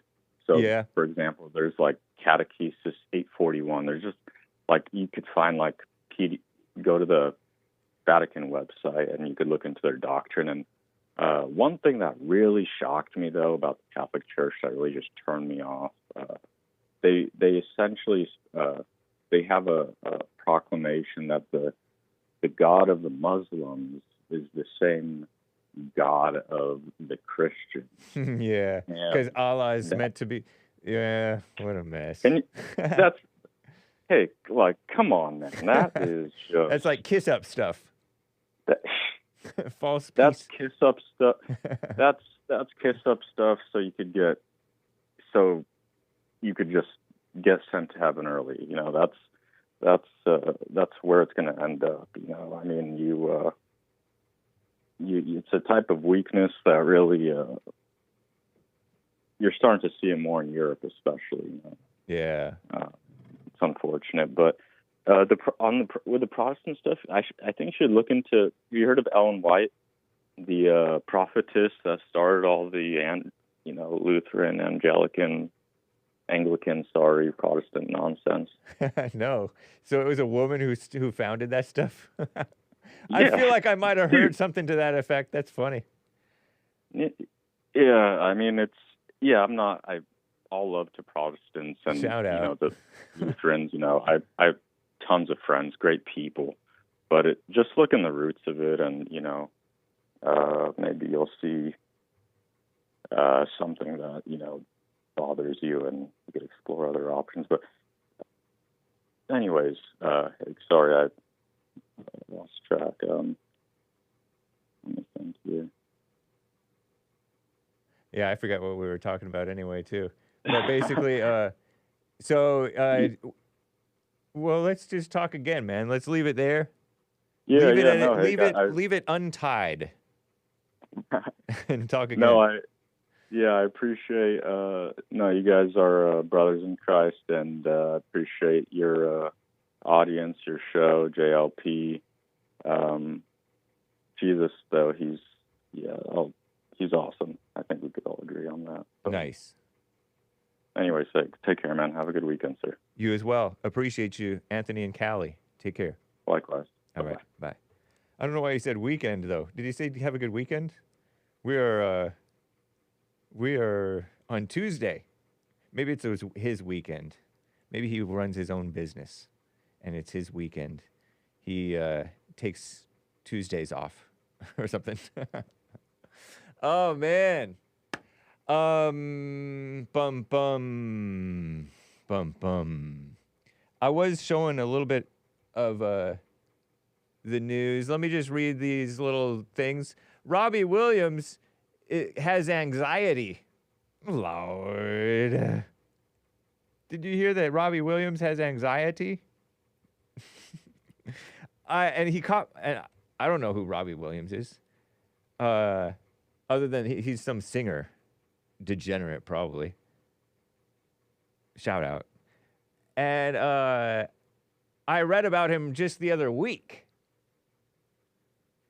because he got scurvy. It's a pirate disease. Scurvy. And scurvy is when you don't get enough vitamin C, they say. It doesn't sound so simple. It sounds like something terrible. But he got scurvy, I guess, because he wasn't eating enough or eating at least not enough of the right things. And he's always had...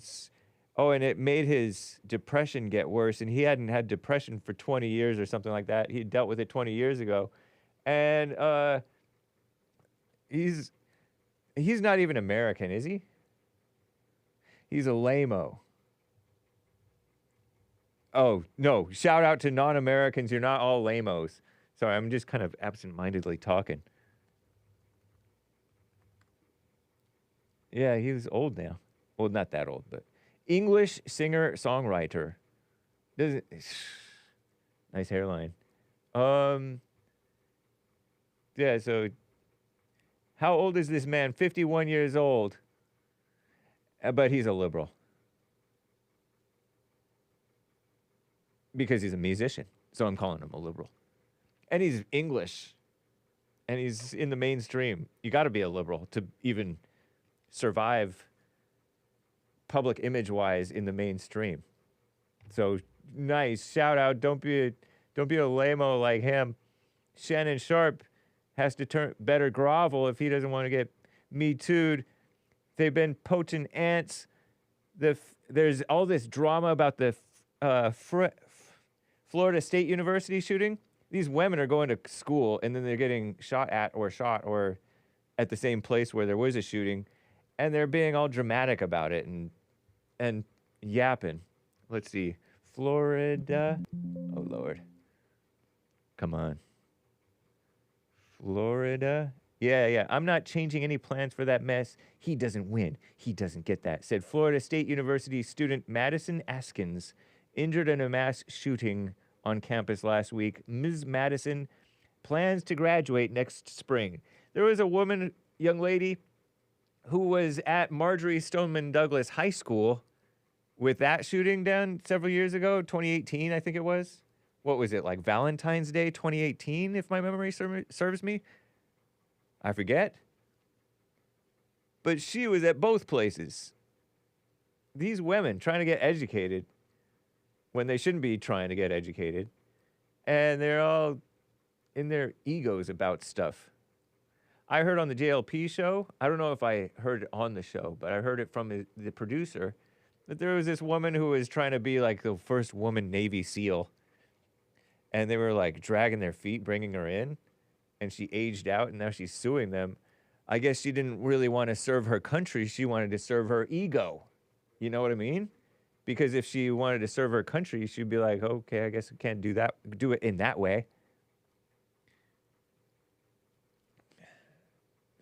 These ladies trying to be all educated. Shout out. I scoff, though. FSU announces new option to resume classes following the deadly campus shooting. There was this mass shooting over there. Some say it's too soon to return. And there's a dispute whether it was a liberal or a conservative who did it, a registered Republican. But I don't know. What a mess. I don't know. Don't care.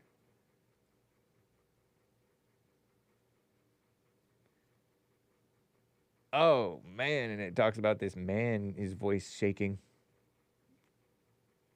Oh, no. Dude, they quoted a gay in the top line in the world. Shout out. I almost regret reading that. Although that's just the liberal, weak world we're living in right now, right? I disavow. Oh, I got to get out of here. I thought I had more time than that. Okay, so guys, David in Ocala, Florida. Justin in California, Fullerton probably. Hey. Robert in Kansas, you guys are going to be priority tomorrow if I'm not a liar. So, no Joel Friday today. American Anchor, baby. Coming up next, it is time for the end of the show.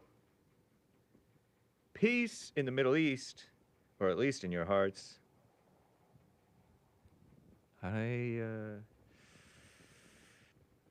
I gotta go. Bye.